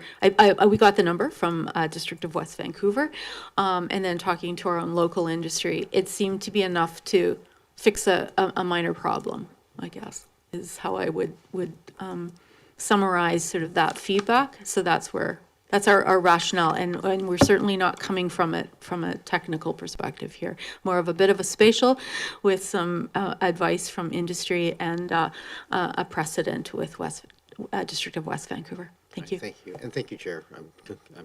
My questions are concluded. Thank you, Mayor Murdoch. And I do have a couple of folks for a second time. I'm just going to move us through here. I do have a couple of short questions for myself just before I go to second time speakers.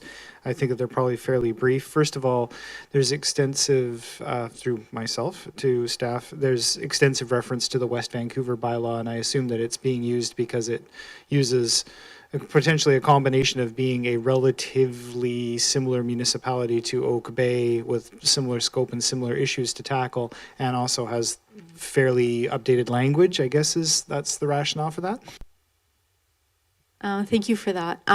When I first began looking at this, the blasting regulation, which was before this last council direction, it was there was definitely a movement from resident feedback and the different wasn't a consultation piece. It was just conversations going on back in 2021, 2022. West Vancouver was being held up as sort of the model blasting bylaw. Having looked at the other bylaws that are around, they're all very, very basic. They essentially, they're much like the one that we have now in Oak Bay, and they kind of repeat the provincial, the WorkSafe BC regulations. This was not looked at, we did not look at West Vancouver. I think the rock is different. The fact that West Vancouver is on the side, literally on the side of a mountain, it's a much different circumstance.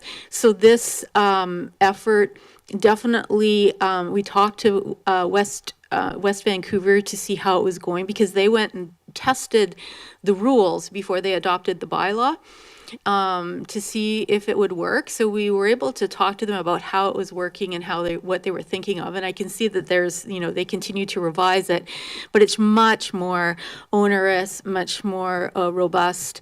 They actually employ their own qualified engineer inside the organization, as well as use the third-party engineer. So there's many more parts of their regulation than we've sort of peeled away and thought might be appropriate in an Oak Bay situation.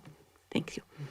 Thank you very much for that. And just secondly, from my side, I think that this was spoken to a little bit earlier, but just for confirmation, the securing of the security deposit, and this has undergone legal review. So securing the security deposit in and of itself does not bind the district to liability in the case of ancillary impacts to surrounding properties. That is the contractor and the blaster that is wholly responsible for that via the provisions of the bylaw.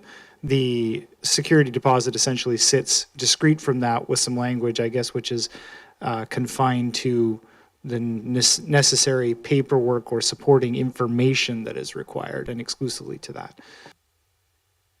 Thank you for that question for clarification.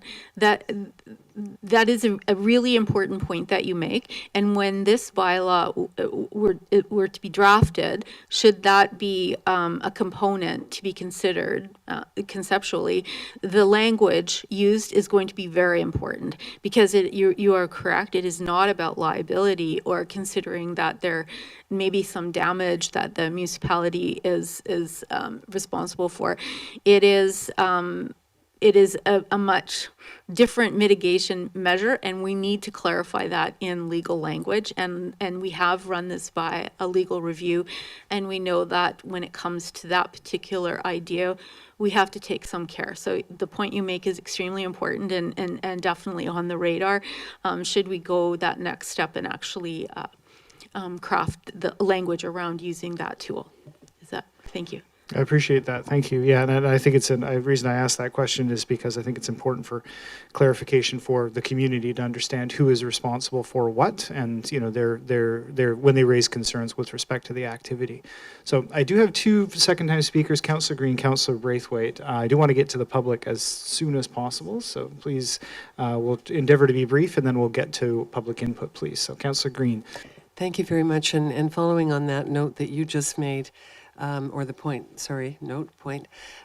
through you to Ms. East and Mr. Bowl, was there any outreach, and I didn't see it under the consultation piece of the presentation, but was there any outreach made to the insurance industry in our deliberations at this stage? Thank you. Ms. East. Thank you for that. No, there was not. Thank you. Councillor Braithwaite. I'm not going to be that brief, but going on that as well. One of the biggest concerns for me was for residents, and that's one of the main reasons that we actually had this bylaw come back to us and have another look at this. And it was really because residents were really being affected by the blasting next to them or within their neighborhoods.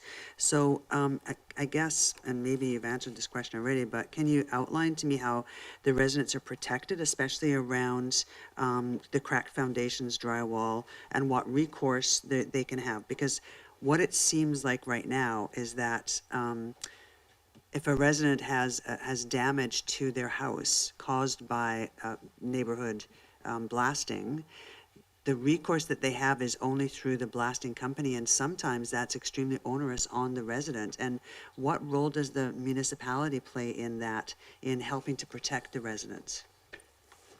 Go ahead, Ms. East. Thank you for that very challenging question. The easy answer is the municipality doesn't have a role, and we looked at this quite deeply to think about it.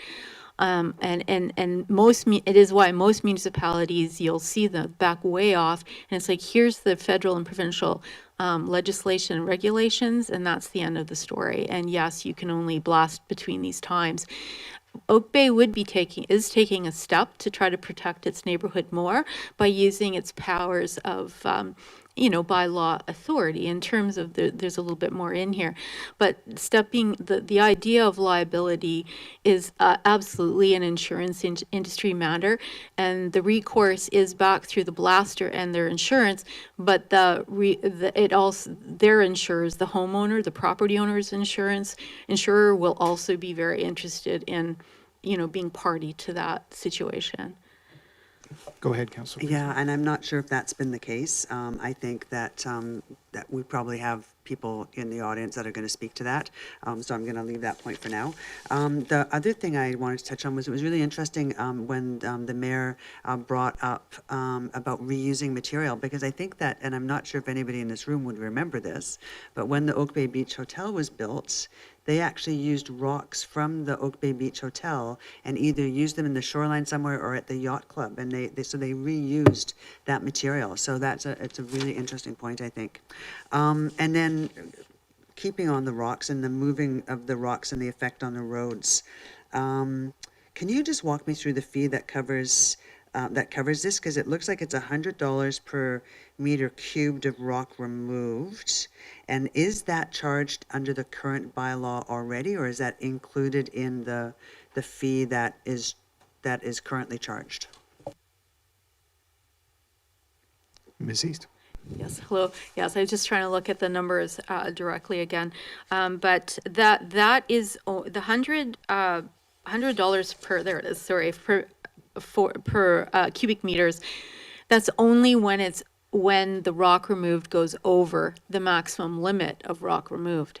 So it is, I know that we don't want, it is a disincentive to remove more rock than is necessary. Thank you, and through you, Chair. Yeah, because and that's, I think, another one of the main concerns that residents have is the effect of all this rock being put into trucks and moved along our roads, and the roads then become damaged, especially if it's a very large project, and so that's, I think, really where we do need to recoup some of that cost, because we're then stuck with having to redo the roads. Okay, my last question would be, in your presentation, Ms. East, you said something that I wrote down because I was like, oh, that's interesting. You said you can't change drainage. And I'm wondering if you can basically tell me how that's possible when you're blasting from one side of a property to another. And is that part of our bylaw? Does it actually say in our bylaw that you can't change drainage? Go ahead, Ms. East. Maybe not an easy question to answer. but Thank do you your for best. that. There I go with me and my absolutes. Legally, you cannot affect the drainage. Or you must mitigate drainage. Are you sometimes going to affect drainage? Well, perhaps, but the underlying premise of municipal policies and laws that are in place is that you really it shouldn't be, and that it needs to be mitigated if you are. So, yeah, I don't know if that's a very good answer, but the premise is that you should not change the drainage, because the downstream effect in our watersheds is just disastrous, as we all know now. And this is talking at a very microscopic place compared to the surface of earth in a watershed, but it's trying not to change that. And the engineers will have their mind on that in all developments. Thank you. Thank you, Councillor Braithwaite. And I do see your hand, Councillor Smart.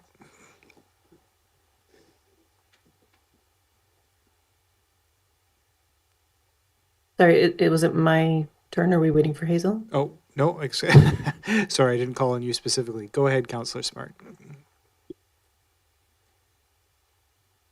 Oh, and now you're muted. Thank you. Just one small clarification through you, Chair, to staff, just with regards to the limit indicated in point 2410, with regards to you absolutely can't exceed these limits, but then the overage fee, I'm just wondering, is that like a penalty overage fee if you accidentally go over the limit, or can you go over the limit, it just now costs you more? Just to clarify that, thank you. Go ahead, Ms. East.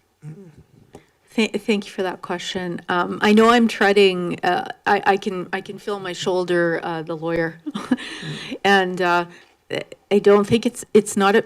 We're not going to say that that's a penalty.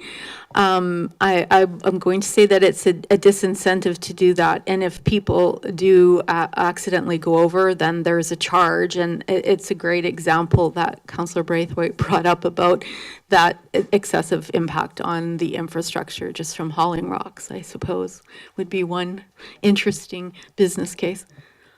Sorry, that's a strange answer, but I hope that helps. Thank you. Councillor Smart. Thank you. That's all. Thank you very much, Councillor Smart. Okay, I would really like to move to input from the public, so I will invite public input at this stage. I think I only have one person on the registered speakers list, which is Aman Gill, so if they're present, then please come forward. As it is with our public input periods, we ask that you state your name and municipality of residence for the record, ask that you stay to around 3 minutes for your comments. Because this is in a lot of ways a technical discussion, I'd ask that, well, please do direct all comments through me as chair, and please just refrain from asking technical questions of staff. If you have something specific you'd like to ask, I can see whether I can ask that, but just I would ask possibly limit it to comments, and if we can speak to anything specific, please direct it through me. Thank you. Hello, everyone. Thank you. My name's Aman Gill. I'm currently a resident of Salish. My company is Patriot Homes. I'm a local builder and a director in the Victoria Residential Builders Association, and I believe our association has provided comments tonight as well when we became aware of this on Wednesday. I build single-family residential homes, mostly multi-generational. I've built 10 in Oak Bay in the last 5 years or so, and I have 4 underway currently or at some stage. So Oak Bay policies are very near and dear because I deal with them every day. I did send in a letter with a little bit more detail because I know the 3-minute limitations. And a lot of stuff has been answered here. A few things. I don't think there's been enough consultation. As someone who probably builds the most number of houses right now in Oak Bay, I didn't know about this till Wednesday. Not to say I should be a consultant on everything, but I think I can provide some good value, and I have talked to, whether it's building inspectors or planners, about some things that I see here, not just in this, but things in Oak Bay versus other municipalities that would make things a lot easier for my customers when I'm building a custom home, or for us as we build out homes for people to purchase. I find it particularly funny in the report that we should be building to the topography. If any one of you has tried to build a house in Oak Bay, good luck getting the heights to work. We are far too often having to sink the houses into the ground in order to make the houses work in terms of design. This actually seems to me like a way that we can discourage a basement from being built. And with the provincial guidelines that are going to allow us to put 4 units on any property, I'm curious how this will go. I know that our association has reached out to the Minister of Housing on this as well. We can't vary density. So if we can't build basements or can't go remove enough rock to build a basement, we can't get a variance for density. We can only get one for height. So it's kind of seems counterintuitive to me. A few things that are interesting to me as well. In half the cases where I've blasted, and I've built almost 50 homes in the CRD, we don't know there's rock until we've dug. And sometimes it's at 2494 Central. It was one nugget 11 feet down that I had to break away. And if this bylaw were to come into place, I would be waiting for, I don't know, a week, 2 weeks to break that one little nugget. It was literally smaller than that chair. And it would hold up a giant 11-foot hole that is 40 by 40, wide open. So that, and we had deer fall in there. We fence them off, but they still get in. So there's a lot of considerations here, I think, from a practical standpoint that need to be taken. These topographic surveys, and I'm going to skip ahead because I had a long thing, but I think there was a few key things. The topographic survey, we do one in the beginning when we're going to design the house. You cannot get a topographic survey to estimate the rock because in most cases we don't know where the rock is. So we're going to now take off all the dirt, now wait for another survey, arrange that, do a calculation, do a blast plan, hire an engineer, and good luck. They have nothing to gain here. The engineer has no money to be made other than a few $100s maybe for a letter. Why would they want to sign off on this? And it's hard enough to get an engineer in the city of Victoria. And now we would blast, and now we would do another topographic survey. So in my example where we went 10 feet deep, found rock, and need to blast 1 foot, now I'm going to get another survey afterwards to do that? It seems ludicrous. That's like $1,800 to $2,000 each time, and not to mention the delay. I'll speak from my perspective when we're building these homes here that many families have moved into.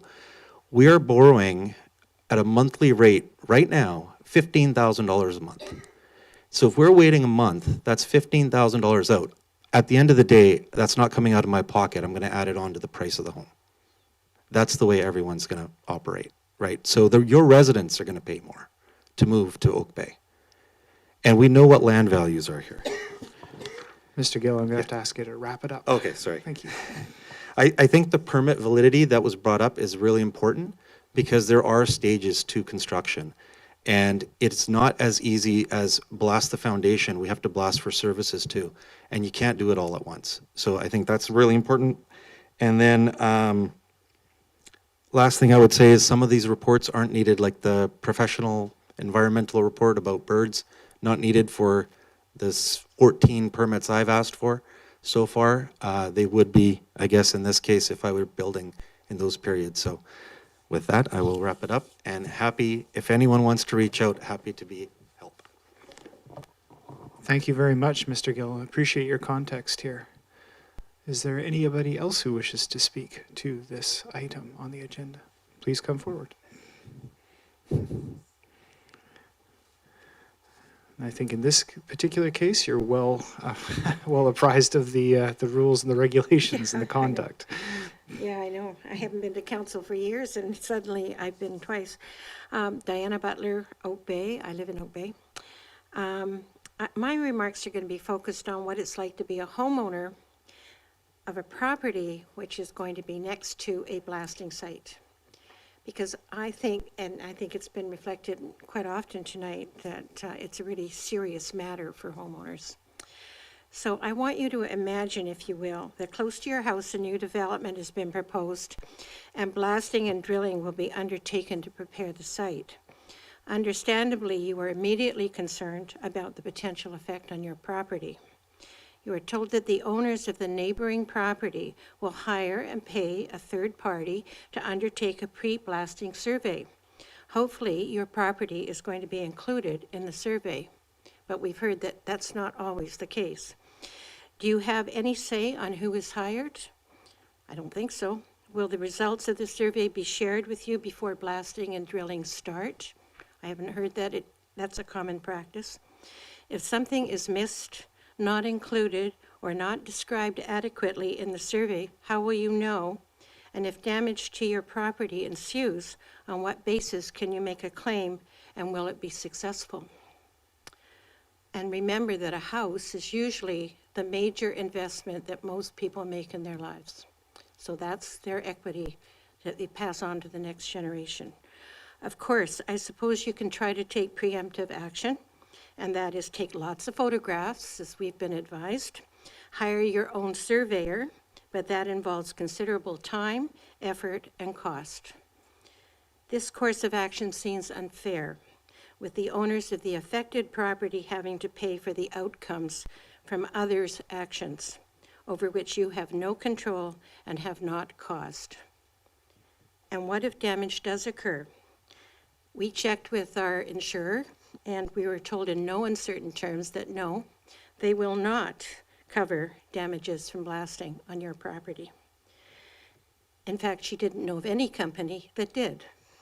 This leaves the affected property owner having to deal directly with the blasting firm's insurer, or even needing to hire a lawyer.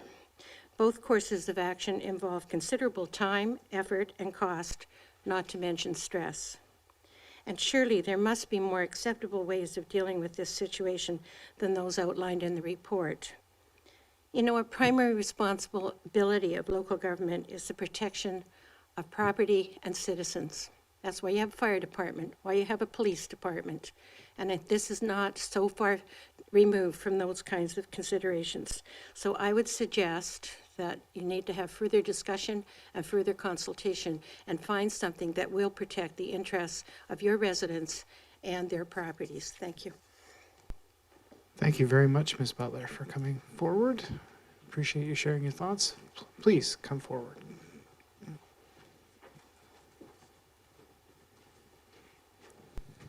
I haven't got COVID. I just don't want to get it. My name is Murray Crowther. I live in Oak Bay. Excuse me, my voice is a little bit strange tonight. I don't know why. I sent a letter, which I think is attached to your material, in which I outlined what I think is, for myself and for others that I know, the main concerns, and Councillor Braithwaite and Diana just referred to it. The compensation question for homeowners is an awful situation. I also checked with my insurance company. There's terminology they have in policies. It's quite cute. It's called land movement from any source or for any reason, words like that. And that's the terminology they have interpreted to mean they will not cover blasting. And I asked Coast Capital today if I could get a particular policy that did. The answer was no. So insurance and recovering for damage is a huge problem. But I did mention that. I want to focus on something else, which is the noise and anxiety that can happen. And I want to do that by referring to a specific case in 2022. It's property at 1198 St. Patrick. And I live at 1200 St. David. So directly, this property is directly west of where I live. About 60 meters property to property. So we're outside the 50 meter zone. The property was purchased back about 3 or 4 years ago, and the house demolished.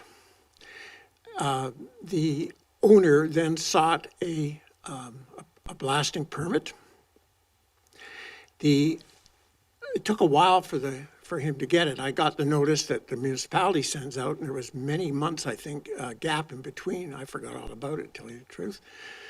And then one day, despite the bylaws saying that the blaster was to give notice, the blasting started. We weren't given any notice at all. We were sitting in our, having morning coffee, I think, when the first blast went off. I came up to Municipal Hall. and managed to, after some discussion, get a slight delay in the blasting so my wife Debbie and I could run around and take as many pictures as we could of our property and what was going, what might happen, and hope that the time stamp, I guess, or that shows up on the photograph would be sufficient for an insurance claim if we needed it.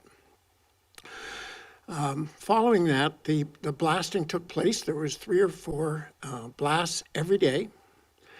After which, when our house finished shaking, because we were quite close, we would go around and make sure that every wall that we could see and every window was okay.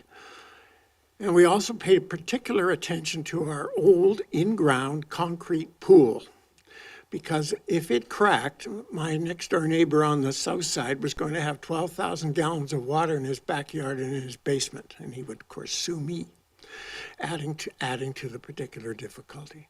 The blasting went on for 2 weeks, so it took a long time, and we did a lot of checking.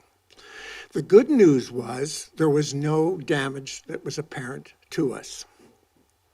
The house, the property, the lot, the now flattened lot, it looked like a piece of desert with rocks on it, where the house had been, was immediately put on the market, which tells me something about what the objective was all along. I don't know whether the owner was even an Oak Bay resident, but I can't speak to what his objective or circumstance really was.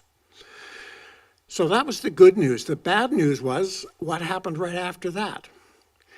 I think it's called scaling, which isn't blasting, but it's, am I right, scraping or scaling, where all the material that had been blasted gets scraped. And we didn't know about that until we were sitting in our backyard entertaining some friends from Edmonton, having a conversation when this started. That was the end of the conversation. I have never heard such noise. You couldn't escape it. You could go inside and have a conversation, of course, but you couldn't escape this noise. It was brutal. Mr. We Crowther, had I'm no just gonna- notification of this. There probably isn't any bylaw concerning it. Mr. Crowther, I'm going to have to ask you to wrap it up, Okay, please. Thank you. this went on for another 2 weeks. This all occurred in the summer, so we lost almost a month, and certainly outside 2 weeks of summertime. I don't understand how an individual has a right to do that to a neighborhood. It makes no sense to me. I strongly support the idea of another public meeting, one where people get to talk to each other. I get to try and persuade others of what my concerns are and to hear theirs and to hear ideas for dealing both with the insurance question and the question of even citizens being allowed to respond to requests for blasting. They have no such right at the moment. Thank you. Thank you very much, Mr. Crowther. Appreciate your comments. Does anybody else wish to speak to this matter? Please.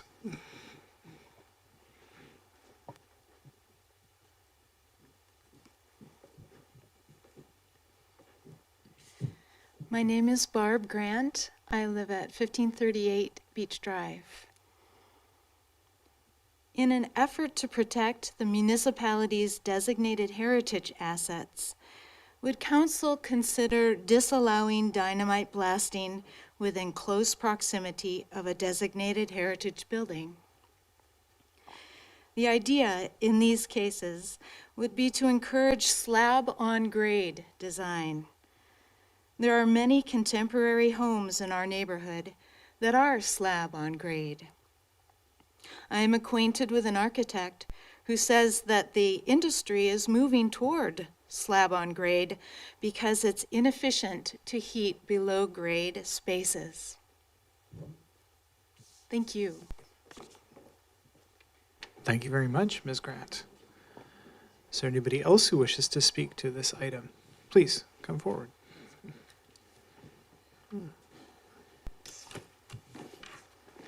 Welcome.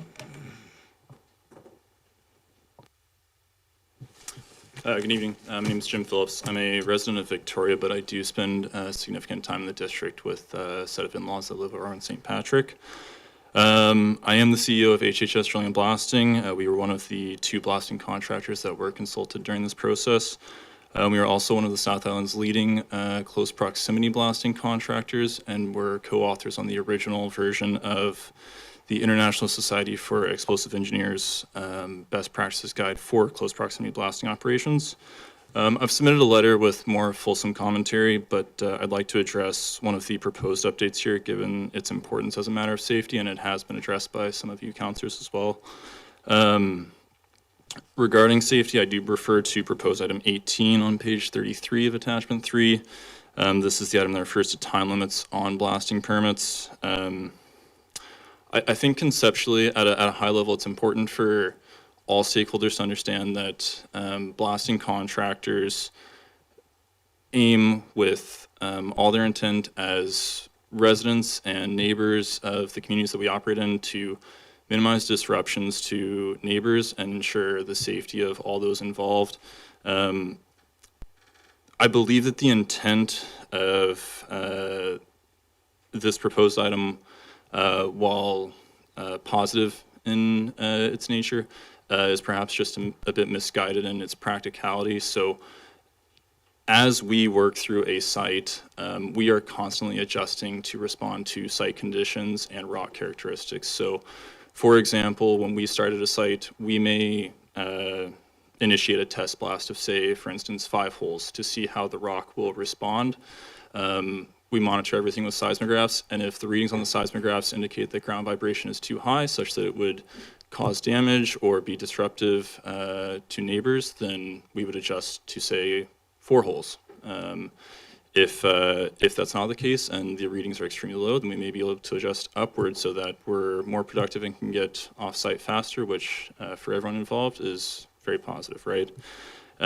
With the time limitations in place, this may encourage a trade-off between safety and productivity, especially with the potential end result of a developer or owner being left with a lot that is only half prepped. So if you can imagine your 15 working days comes to an end, you are sitting there at 2 o'clock on the 15th day with no reasonable circumstances to point to for any delays beyond those 15 days.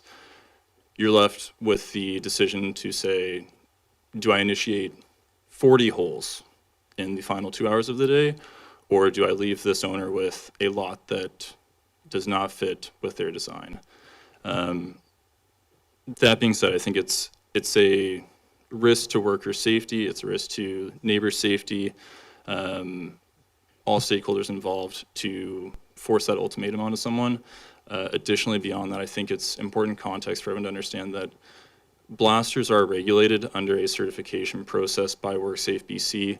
Many of them make a career out of this in that they spend their entire lifetime doing it, and it is of the highest gravity for one of them to be faced with the prospect of losing that certification. If you can imagine the careers that you all embarked on as young adults, and if you've carried that through your entire adulthood, to be stripped of that at any point would be detrimental, to say the least.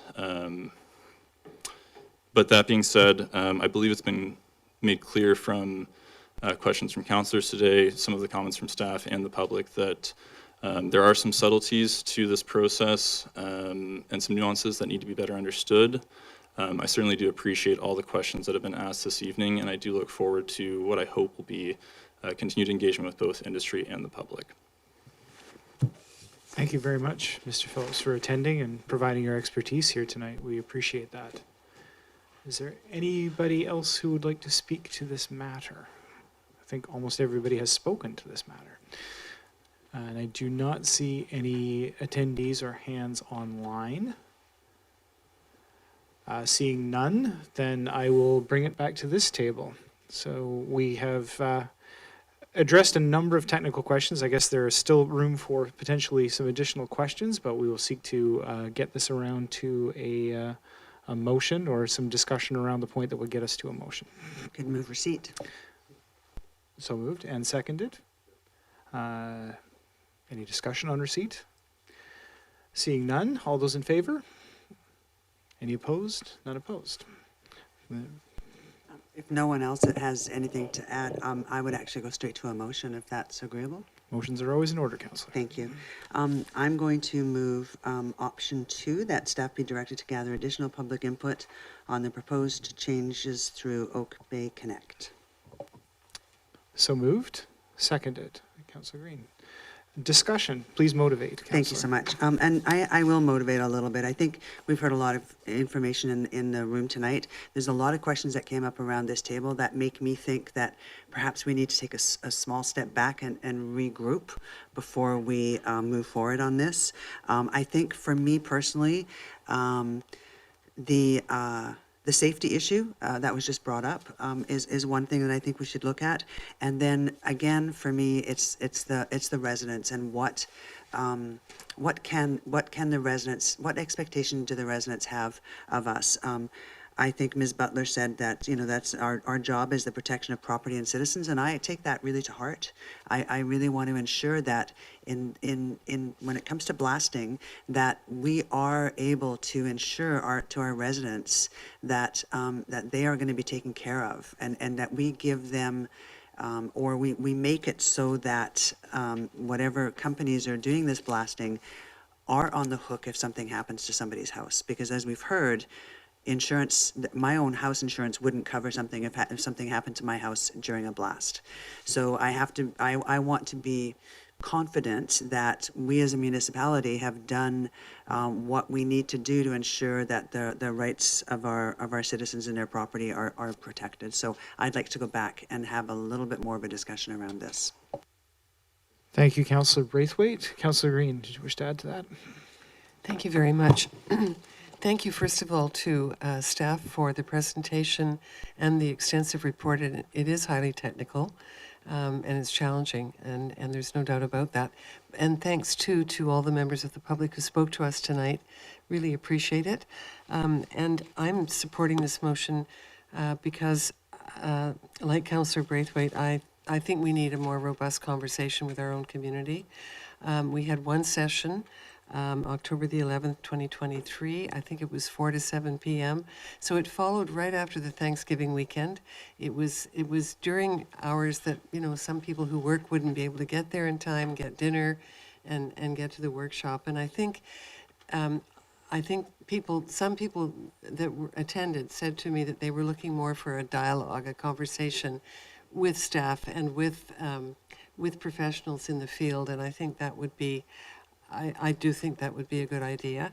I also think the insurance industry is a missing piece in this issue. I think it would be useful to have them attend, a representative, to talk about home insurance. And it is correct. I heard from a resident today who approached their insurance company, Harvard Insurance, which is now Waypoint. That's a huge company. It's been around forever, and they will not cover or protect homeowners who are whose properties and homes are subjected to blasting damage. So I think that's a really key point. But I also know that from my involvement with the Heritage Commission years ago, that blasting has been a long-standing public health and safety issue, an issue for heritage buildings and sites. Public concerns really peaked in 2020 when so many residents were confined to their homes during COVID. I think we heard a lot about the blasting on McNeil. I don't know if that was patriot and no offense meant, but the McNeil blasting issue was a huge one for residents nearby in terms of noise and disruption. And the West Vancouver, while it has been considered to be a model for some municipalities, and I appreciate that our staff looked at that model, because I know the Heritage Commission has been very supportive of the West Vancouver policy. I think there are some differences between the two communities, certainly, and I think those were pointed out earlier. And the air quality and health issue is a huge one. It's not just about dust that gets on the windows, it's about dust that gets in the lungs. And there are health issues that have arisen on Prospect Place, in fact, about all of the dust. So, I think we owe it to our community and our residents to really make sure that we do the full 360-degree review of this and really converse with them. And that's why I'm supporting the motion. Thank you. Thank you, Councillor Green. Further discussion on the motion. Councillor Watson, please. Thank you, Chair. I do agree that we, based on what we've seen so far and the complexity of it, that we do need further engagement with the community and definitely with the insurance industry. I would not want, if the public, yes, so really understanding what insurance protections are is important, and I just hazard a guess that they're not going to be as generous as we'd like them to be, and to bear in mind that Oak Bay itself can probably not be the insurer. So although I think that's an investigation worth making, I wouldn't want it to raise false expectations about what the end result will be for homeowners whose property may face damage as a result of blasting. So it's just a word of caution there. I do want to go back to just saying some things about the package in front of us and what it presents as some forward movement and some positives from my point of view. I think that the package we've got does bring some really lovely improvements possibly to our regulatory framework. Certainly the preservation of rock outcroppings as a feature of our natural landscape. I think that's wonderful. I like the idea that, well, it was essential that rock hammering as well as blasting are now captured because both things are intrusive. I strongly support the idea that the building permit would be a first step so that we only have blasting occur if there actually is building going to go forward. And I like the idea that there would be greater certainty for our neighbors and the community with regards to timing.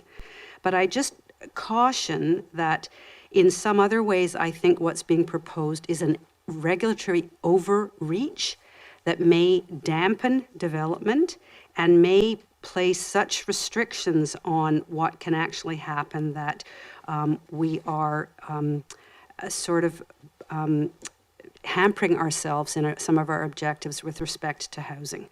So while I do agree that we should, given the complexity of this, engage the community further and definitely check in with the insurance industry and also the construction industry to get more depth of input, the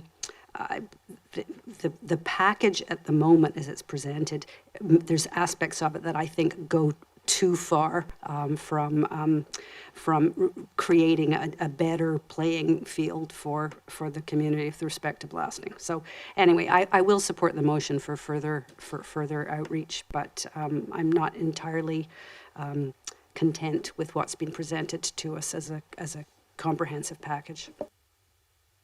Thank you, Councillor Watson. Further comments on Mayor Murdoch, please. Thank you. I'll jump in here. So I can support that motion. I think it would be helpful just for us to clarify a little bit about where our comfort is, and that might help provide some guidance for the ongoing consultation. I would like to ask the question, though. I do believe we can't. I don't think is there any municipalities in the world that would act as the insurer in the case where there's damage caused by private blasting? Sorry, through your chair to the staff.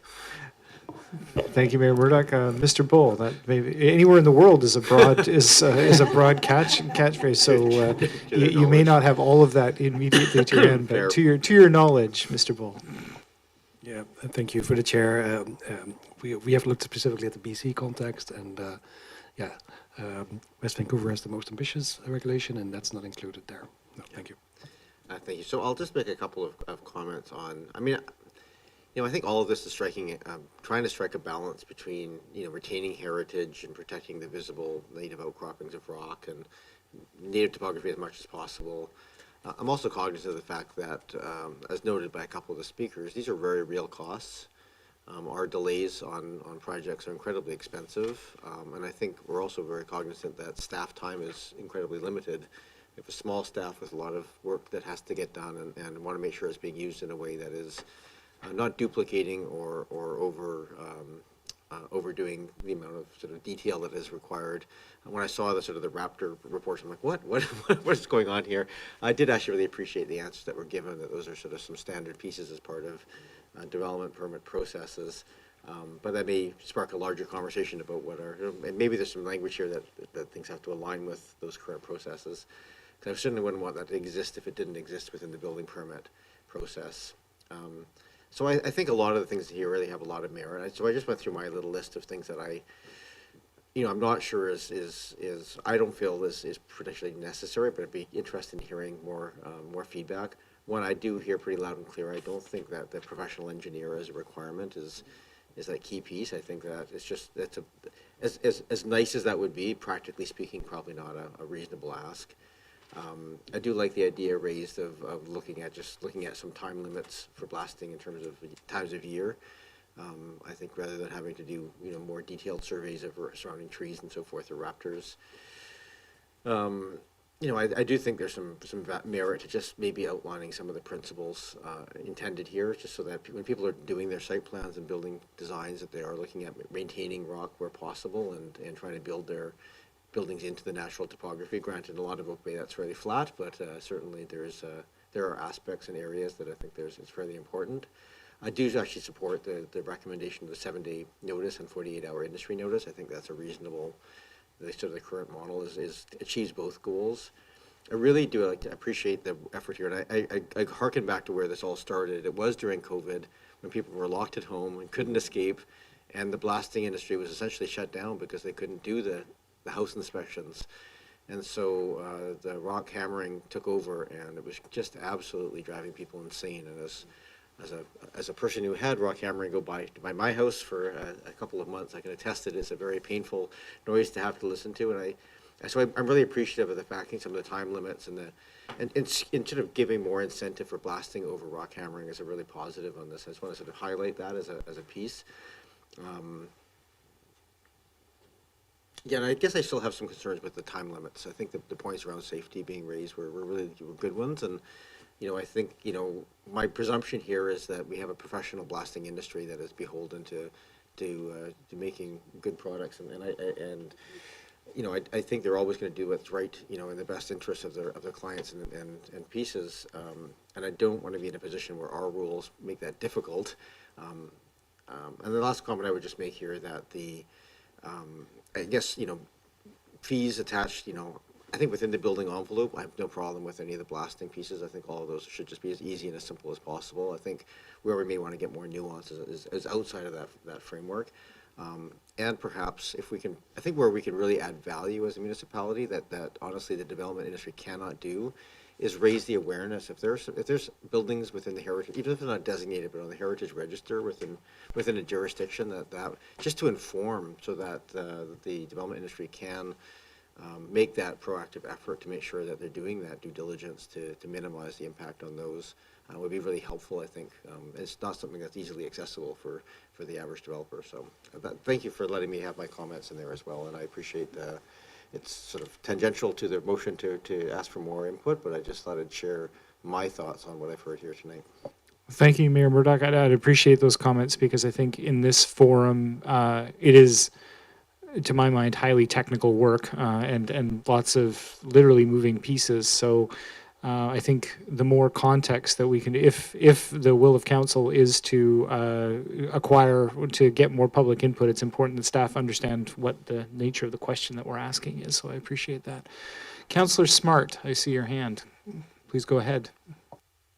Yeah, thank you. I will support the motion going forward, but I did want to say that I would have also been open to supporting option 1 with a number of exclusions tonight, because I do want to say that I think staff has done a really good job of, as people have been saying, developing this and moving it forward. And I think, from the dates and times, the fees, the safety, the notifications, even the techniques, I think there's a lot of good work here. But there's 3 main elements that I could not support in this current initiative, and they are the exclusion. We would need to exclude the requirement for an independent blasting consultant based on there only being 1 or 2 locally. Also, the limitation to the number of blasting permits allowed per year. It doesn't explicitly say that's for single family residential, and so I just don't see that works with construction practices. And also the extension of the blasting permit length to potentially be 20 days for larger projects. So I do think that there is still some work to be done. And so I support further engagement, but I would echo that it would be around not just resident engagement, but experts with residents. And it would really be an educational piece on all sides of coming together. And I do just want to highlight too that it does feel like even with all these sort of potentially punitive feeling requirements that may actually deter development, there's still a sense of, is this bylaw going to actually bring forward improved situations for residents and address some of their biggest concerns? So I will be supporting the motion. Thank you very much, Councillor Smart. Councillor Patterson. Yes, thank you, Chair. I too will support the motion there, and I agree with Councillor Smart. I think staff have done the work that council required of them to the best ability of what they had and the time they had and everything else that's on their plate. So I certainly credit them with at least coalescing this enough that we can get to these discussion points. I too share the concerns about professional engineer, the time limitations on this, and the only one thing I would hope for going to get more input from the public is always good to hear from the public, and certainly how it affects them. And times are changing. We have so many people now that are working from home. So during the day they don't leave their home and go to the office, and maybe the blasting's going on while they're not there. They're trying to perhaps work through blasting going on. They may be attending meetings remotely and all of it. So it's a changing world, and unfortunately, the blasting industry actually has a good reputation, good track record.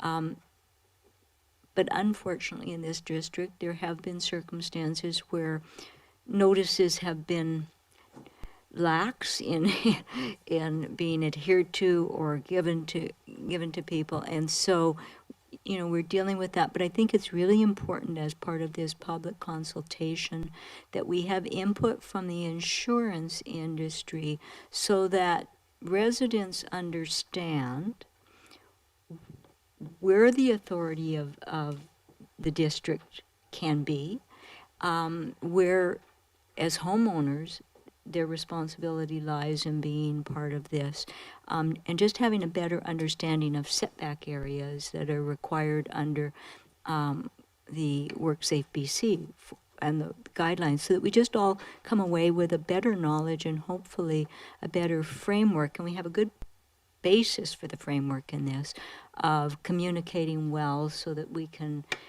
end up with bylaw on the blasting that hopefully works to everybody's better satisfaction. Thank you. Thank you, Councillor Patterson. And before I go to Councillor Braithwaite, I'll just jump in here with a couple of comments of my own. I think there's I'm hearing a fair degree of alignment at the council table about what the direction ought to be. I just wanted to, just in my role as chair, I just wanted to capture not so much comments from myself, but just, comments that I also concur with, but things that have been raised for the purposes, and I know that staff's been monitoring this discussion and will obviously make reference to the discussion, but just some of the topics that, might be integrated into that type of discussion with the community. I've heard comments, and I agree with all of these comments around specific conditions around modifications of heritage homes being modified or having basements added, specific conditions and informing around heritage homes, more detail around the form and character guidelines. If we're going to say how shall the landscape be treated, is there room for more precision on that? Things like reuse of material, I think, is a really excellent one. Impacts to roads, obviously the implications to insurance comes out loud and clear, and alignment with our housing targets. are things that I've heard brought up around the council table. So that said, all of those things I concur with my colleagues here that I think what this document represents is a very large amount of work that's gone into this, and I think we're sitting at about an 85 to 90% product here. I think a lot of the technical components and maybe some of the harder work has already been done, and so now we're going to modify some of the details from there. But I just want to recognize the amount of work that it takes to get a technical document like this to this point. So rather than saying this is sort of deferring for the purposes of no further work on this, I think this is a consultation for a very constructive and directed purpose in this case, in my view. So thank you for that. Councillor Braithwaite. Thank you, Chair. I just wanted to add a couple of things. I would really be interested in having a little bit more information around the fees and charges. You know, like for me, I don't know what a cubic meter of rock looks like. Is it a dump truck full of rock? Is it 3 dump trucks full? Something like that. I think that I'm probably not the only one who doesn't understand what that might look like. So just some more explanation around that. I like the wider notification area from the 50 meters to 150 meters. I think that's good. And there was one comment in one of the letters that talked a little bit about incentivizing superior methods like hydraulic splitters and soundless demolition. And maybe if we can get a little bit more information on that, perhaps that might be interesting. Thank you. Thank you very much, Councillor Braithwaite. Councillor Green, please. Thank you, Chair. And just quickly through you, thank you very much for what I said earlier was a highly technical challenge. And so the report is, you know, you've covered so much, and it's difficult and requires expertise that I certainly don't have. So I really appreciate you've provided a framework that I think we can certainly work inside of. And I agree with an earlier comment. This will be an educational experience for the community primarily. I don't think, you know, they have been well informed over the years, and that's no one's fault. It's just who knows about blasting? I mean, not a lot of us. So unless we're directly involved or impacted, it doesn't resonate. But I think from a heritage perspective, it has always been a concern. And I really appreciate that you have brought this to us in this format, because I think there isn't a lot left to do. I would agree with all of my colleagues' comments, so thank you. Thank you very much, Councillor Green. Seeing no other hands, I think we're probably ready to call the question.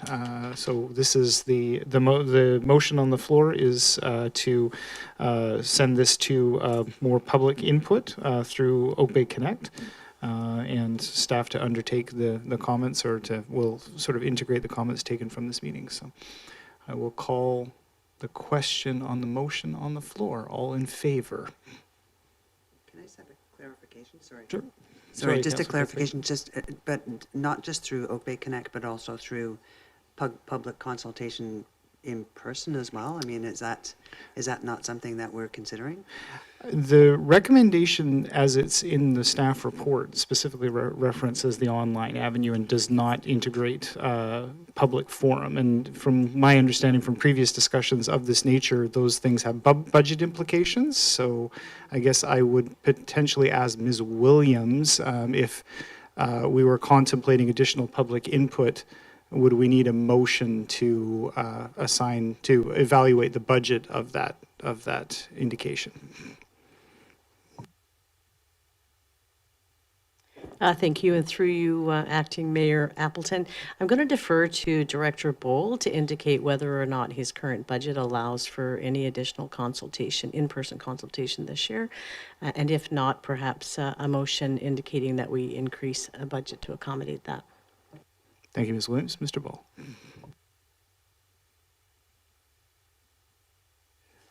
Yeah, for the chair, I'm just mulling over what exactly we meant with our alternative option there, and because I was anticipating there would be a public meeting as part of that, and Connect Oak Bay would be a more thorough way of getting the word out, particularly.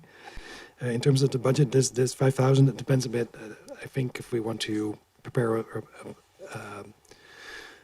materials and then possibly tweak the current proposal, it does take some time.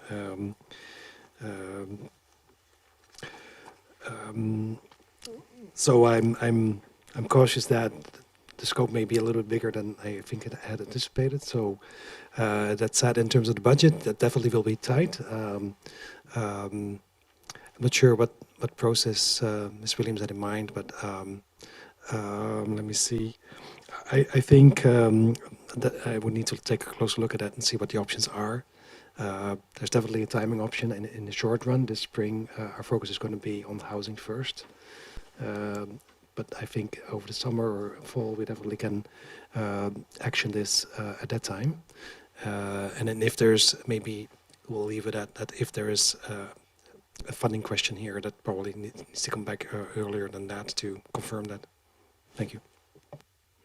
So just for council's clarity, option number 2, as indicated in the staff report, that staff be directed to gather additional public input on the proposed changes through Oak Bay Connect, is how that reads. So that's why I'm asking for clarification from staff, because as council is aware, we've had interest in adding on public consultation, which is of course our purview, but there is budget implications in that. So depending on what the scope contemplated might be, it might be useful for council to provide direction on what the scope of that public engagement beyond Oak Bay Connect might look like, because the option 2 specifically refers to Oak Bay Connect and nothing further than that. So Watson. Yes, I just have a question to help form my thoughts around that, and this is probably for staff. The consultations so far with the blasting industry and developers and residents, was it all pre-development of the draft framework, or did any of that occur after these ideas that are put forward in the sort of draft or suggested bylaw? Did it occur after that? I think and with that in mind. I think the answer to that was it was preliminary to this work, but I'll ask staff to confirm. Actually, the information shared at those sessions, there's an attachment. Am I calling these pages correctly? It's at the end of the attachment 4. And if you look at attachment 4 on the left-hand column, that was sort of the state of the ideas at the time that it was very modest consultation. But left-hand side are the things that were consulted on. So some of the concepts are there, and then other concepts arose in response to, in particular, the resident concerns, and then some of the lessons learned from the industry. Does that make sense? If you guys are looking at the table I'm talking about? Does that answer your question? Councillor Watson? Yes, it does. So it was a little, it wasn't the full piece. We wanted the feedback in order to inform the piece, but we wanted to go out with notions of where, things that might make sense. Thank you. So just in response to that, my concern or my issue around changing the nature of the consultation, that we did talk about insurance industry and the community of residents, but also the development industry. So I'm okay if it's just Connect Oak Bay as long as that gets covered. But if it needs to be, we need a broader statement and a budget, then I think we do need a broader, if that's not covered, we need a broader statement with the budget. I'll go to Mr. Bowl, and then I'll go to Councillor Smart, and then on this table. Thank you, Chair. I was able to have a look at the report from June, because this particular option, I borrowed from that report. I had a couple of costing options back then, and this one was particularly on its own, Connect Oak Bay, but also about promotion, because there were separate options around a consultation meeting, a meeting with the industry. So it would be helpful today to get it articulated by council. And then I would like to have a closer look at the cost, and if need be, last year, and that's the case today, anticipated this funding would come from the consultant budget for the department. But as I said, if I see a problem there, I would need to come back to you separately. But for today, it would be helpful to understand which elements you're looking for. I think besides the promotion piece, there is actually an expectation or a hope for a meeting of sorts, so that would be helpful to have articulated. Thank you. Thank you, Mr. Bowl. Councillor Smart. Yeah, thank you. Through you, Chair, to Mr. Bull. I just wondered if there's any efficiencies coming up with public consultation that we'll be doing for instance, the light refresh of the OCP, where we could almost sort of piggyback the consultation for this when we have the community coming out, because there are some synergies between, we're going to need to be more flexible about building height, and there's going to be some discussions about how we use site space related to these blasting opportunities. So I just wondered if there's synergies, was my question. I will give you the question, Mr. Bull, although I understand that some of the consultation pieces around that are not yet defined, so you may not be in a place to answer that comprehensively, but to your best ability. Yeah, through the chair.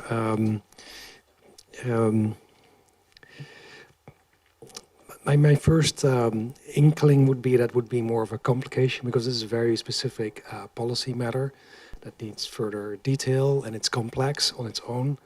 And I think when we get to the larger project and official community update, there's going to be a wide range of topics, less technical, but definitely wide-ranging, and I see that probably warrants its own efforts. So that would be my first off-the-cuff recommendation or insight on that. Thank you. Thank you, Mr. Bull. Anything further, Councillor Smart? No, I'll leave it for the mover of the motion potentially. I am in favor of staff coming back with a budget and concept for how to move forward with fuller engagement. Thank you, Councillor Smart. Councillor Braithwaite, and then Mayor Murdoch. Thank you. Yeah, I mean, sorry, I guess I should have reworded the motion that I was making, because my intent was to have in-person public input, and I base that on the interest that we've had, and also the original meeting that we had, as Councillor Green pointed out, the hours of it were from 4 to 7. There was approximately 30 people there. I know for a fact that at least 5 of those people were councillors and a couple of staff, so really there was probably around 20 people there from the public. That's not a big uptake on people coming out to talk about this. So I would really feel a lot more comfortable if we had public input. And I'm not sure whether if we pass this motion as it is, and if staff are going to come back and give us some costing on what public input would be like, or if we should put an amendment on the table now and just assume that we will include public input. I think what I heard from Mr. Bull was that there were some potential options put forward in the earlier report, but that staff would benefit by council's direction on explicit. Right now, what is listed there does not include a public input session or those types of things. So certainly, I think we would be in a position to request clarity on resourcing for those things. So it may be useful for that to be explicitly included. Okay, so I'll wait till the other 2 speakers who are in line speak, and then if there's a chance to put a motion on the table, perhaps I'll do it then. Thank you, Councillor Braithwaite. Mayor Murdoch. Thank you, and through you, Chair. I'm just going to speak in favor of the motion as it is right now, and I say that because there's a couple of things very unique to this piece. We spent 3 hours having a very technical conversation about sort of the merits of and the pieces attached to it. I think what I have right now is a staff going away and distilling some of this and sharing it online and hearing some more sort of nuanced pieces from the community through the Connected Oak Bay, which is just an online feedback mechanism and information sharing tool that we have. I think a couple of things. One, there is a time piece on this. I would like to see this kind of dealt with in a reasonably near time frame, and I think if we can put that information there and get that back. If we still deem that to be insufficient, if we're not getting sufficient feedback from it, then I would suggest we might go back out to the public again. But I do think there's a pretty good chance, given the fact that we've had this piece, there's a lot more awareness when we have these meetings that these things are on the agenda, that the people who have an interest or an expertise will participate in that. I think the ability that we've had to kind of distill this down to some other ideas is sufficient. I don't want to exclude that possibility, but I do think just it's a different piece than sort of a general. I think we understand full well the impact this is having on some members of the community, but I think it'd be good for us, I think, to use this tool to come back with a more with a revised version of this and see where council feels with it. If we feel at that point we need to have more input, then I'd support that. But I do also think, like, we also need to move this forward, and the fastest way to move that forward is to put it up, get the feedback, and bring it back here in a timely fashion. I heard the comment that summertime, et cetera, and some of these other pieces. I don't want to just, and to Councillor Smart's point, I think we need to keep this is a very different and technical conversation from the OCP. Like let's deal with it, move it along, and implement whatever changes we see fit. So I'm supportive of the motion as it stands. I do hear the ask for more, but I think we can probably look at that in the future once we get this next step done. Just before I continue, thank you, Mayor Murdoch, for that. Just for council's clarity, and I think I know the answer to this, but it's worth asking just for absolute precision. Option number 2 is gather additional public input on the proposed changes through Oak Bay Connect. I'm assuming that what is implicit in that is that once that information is gathered on whatever time frame is established, that information will be distilled and reported back to council in an organized form. I would assume that that's the case, but I'm just going to confirm. I'm seeing generally nodding. Yes, Go that's ahead, correct. Mr. Bull. Thank you, yes. So that's yes. Thank you very much. Councillor Green. I'm going to make a last pitch effort for in-person consultation as well as Oak Bay Connect. And I'm very mindful of the amount of work it takes to organize a forum. I'm mindful of some budget items that are necessary, but just this example now, we spent 3 hours talking. Is it 3 hours? Almost 3 hours. The community hasn't had this opportunity to converse, and we don't have a full grasp of the situation. We've admitted this is a very technical issue. Staff have done a really good job of presenting the technicalities. We've had input from a couple of industry people. And I just don't think, I think we owe our community a conversation. I don't think we can just do this online. I know that I wouldn't we need to talk to our community. We need to have a real dialogue, I think.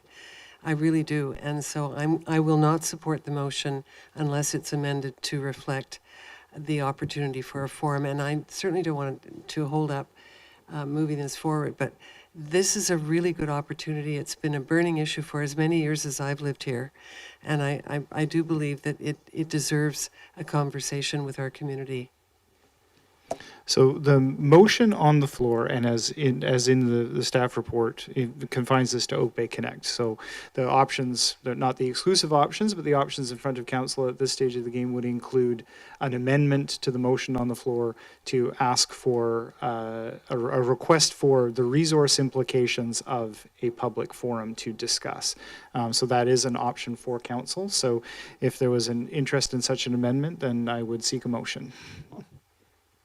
I would put that motion on the floor to add, I'll make the amendment to ask for the implications of in-person public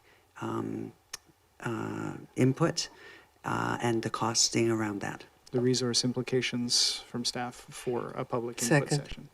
Seconded.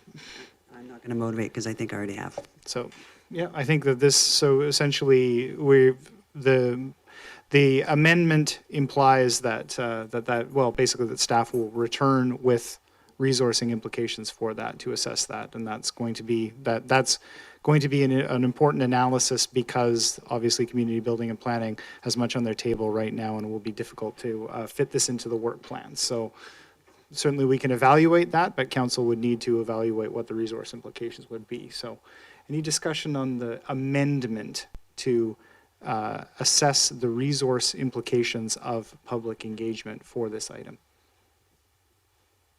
Councillor Patterson. Yes, thank you, Chair.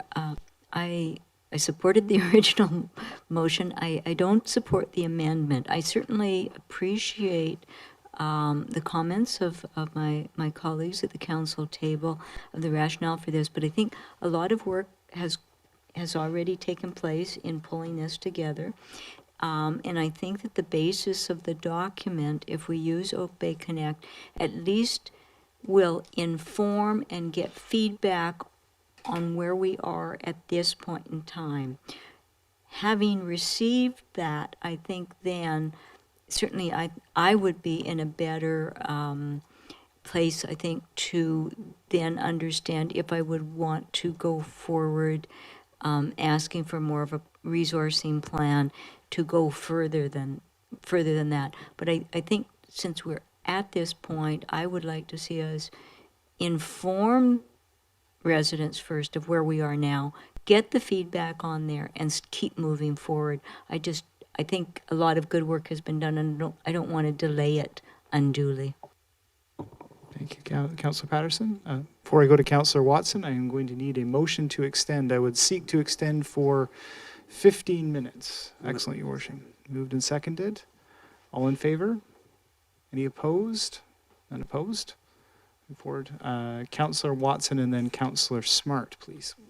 Thank you, Chair Appleton. I just wanted to say I concur with Councillor Patterson.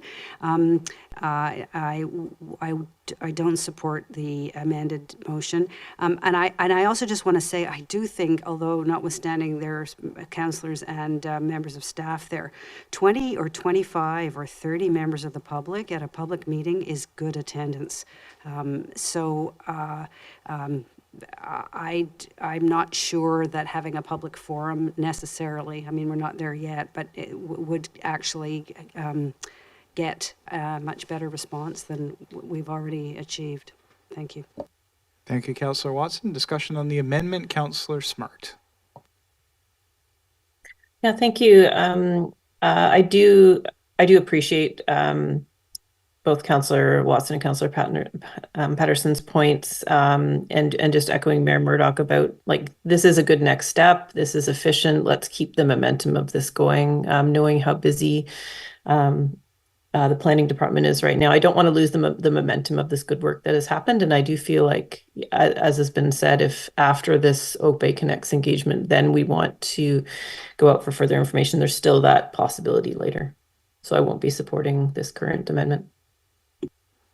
Thank you, Councillor Smart. Just before I go back to Councillor Braithwaite, first-time speaker, I will just speak, and I appreciate very much the amendment on the floor. I'm not going to support it at this time, mostly just to move things forward in an expedient fashion. I guess the simplest I can put it is we may gather some very important information from the online engagement, and it does not preclude additional public sessions after that time, but may give us some important information that might inform that. So it allows us to move forward in an expedient way and provide information to a very busy community building and planning department in a time where they need probably a little bit more bandwidth. So I certainly would never speak against the opportunity for public engagement, but just recognizing what the particular operational context is right now, I'm not going to support this amendment at this time. Councillor Braithwaite. Thank you. Actually, I think the thing to realize is that the amendment is actually only just for costing around a public input. It's not saying that they have to have public input. So just to clarify that. Thank you, Councillor Braithwaite. Any other discussion on the amendment? I will call the question on the amendment. All in favor? Any opposed? Councillor Smart, Watson, myself, Councillor Appleton, and Councillor Patterson opposed, as well as Mayor Murdoch. So that the amendment fails. Returning to the further discussion. Councillor Braithwaite. I am going to still obviously vote, since I put the motion on the floor. I'm still going to vote for this, but I will look forward to the information that's going to come back, and I do hope that will let us know that we should be going to actual public input, in-person public input. Thank you very much, Councillor Braithwaite. Appreciate that. Councillor Green. I will echo those comments, and just to say, remember that since 2020 and COVID, we have lost a lot of momentum on public engagement in our community. And with all due respect, I don't think 30 residents out of a community of 18,000 is a good number. I just don't. And if you look at the response we got on Wednesday night for the housing panel, sponsored by KOP, the room was so packed that the fire department arrived. So I think there is a real need to bring our citizens together. I think they want to be brought together, and they want to talk and have dialogue with their council. Thank you, Councillor Green. Seeing no further hands, I will call the question on the main motion on the floor. All in favor? Any opposed? None opposed. Thank you very much. A comprehensive discussion. I just wanted, before I move on to from this, I'll just say very briefly, thank you again to staff for, seldom is there something that is so technical and produces so many questions along such a wide range. So even though there was one item on tonight's agenda, I knew that it would probably take quite a lot of effort to go through. So I really appreciate staff there. Everybody who has taken the time to come and speak to this item tonight, thank you very much. Folks who have come from the private sector to lend your specific technical expertise and your thoughts on that, thank you very much for bringing that forward. We value that quite a lot. I don't believe we have anything under new business. No hands going up. Motion to adjourn and seconded. All in favor? Any opposed? Unopposed? We stand adjourned. Thank you very much.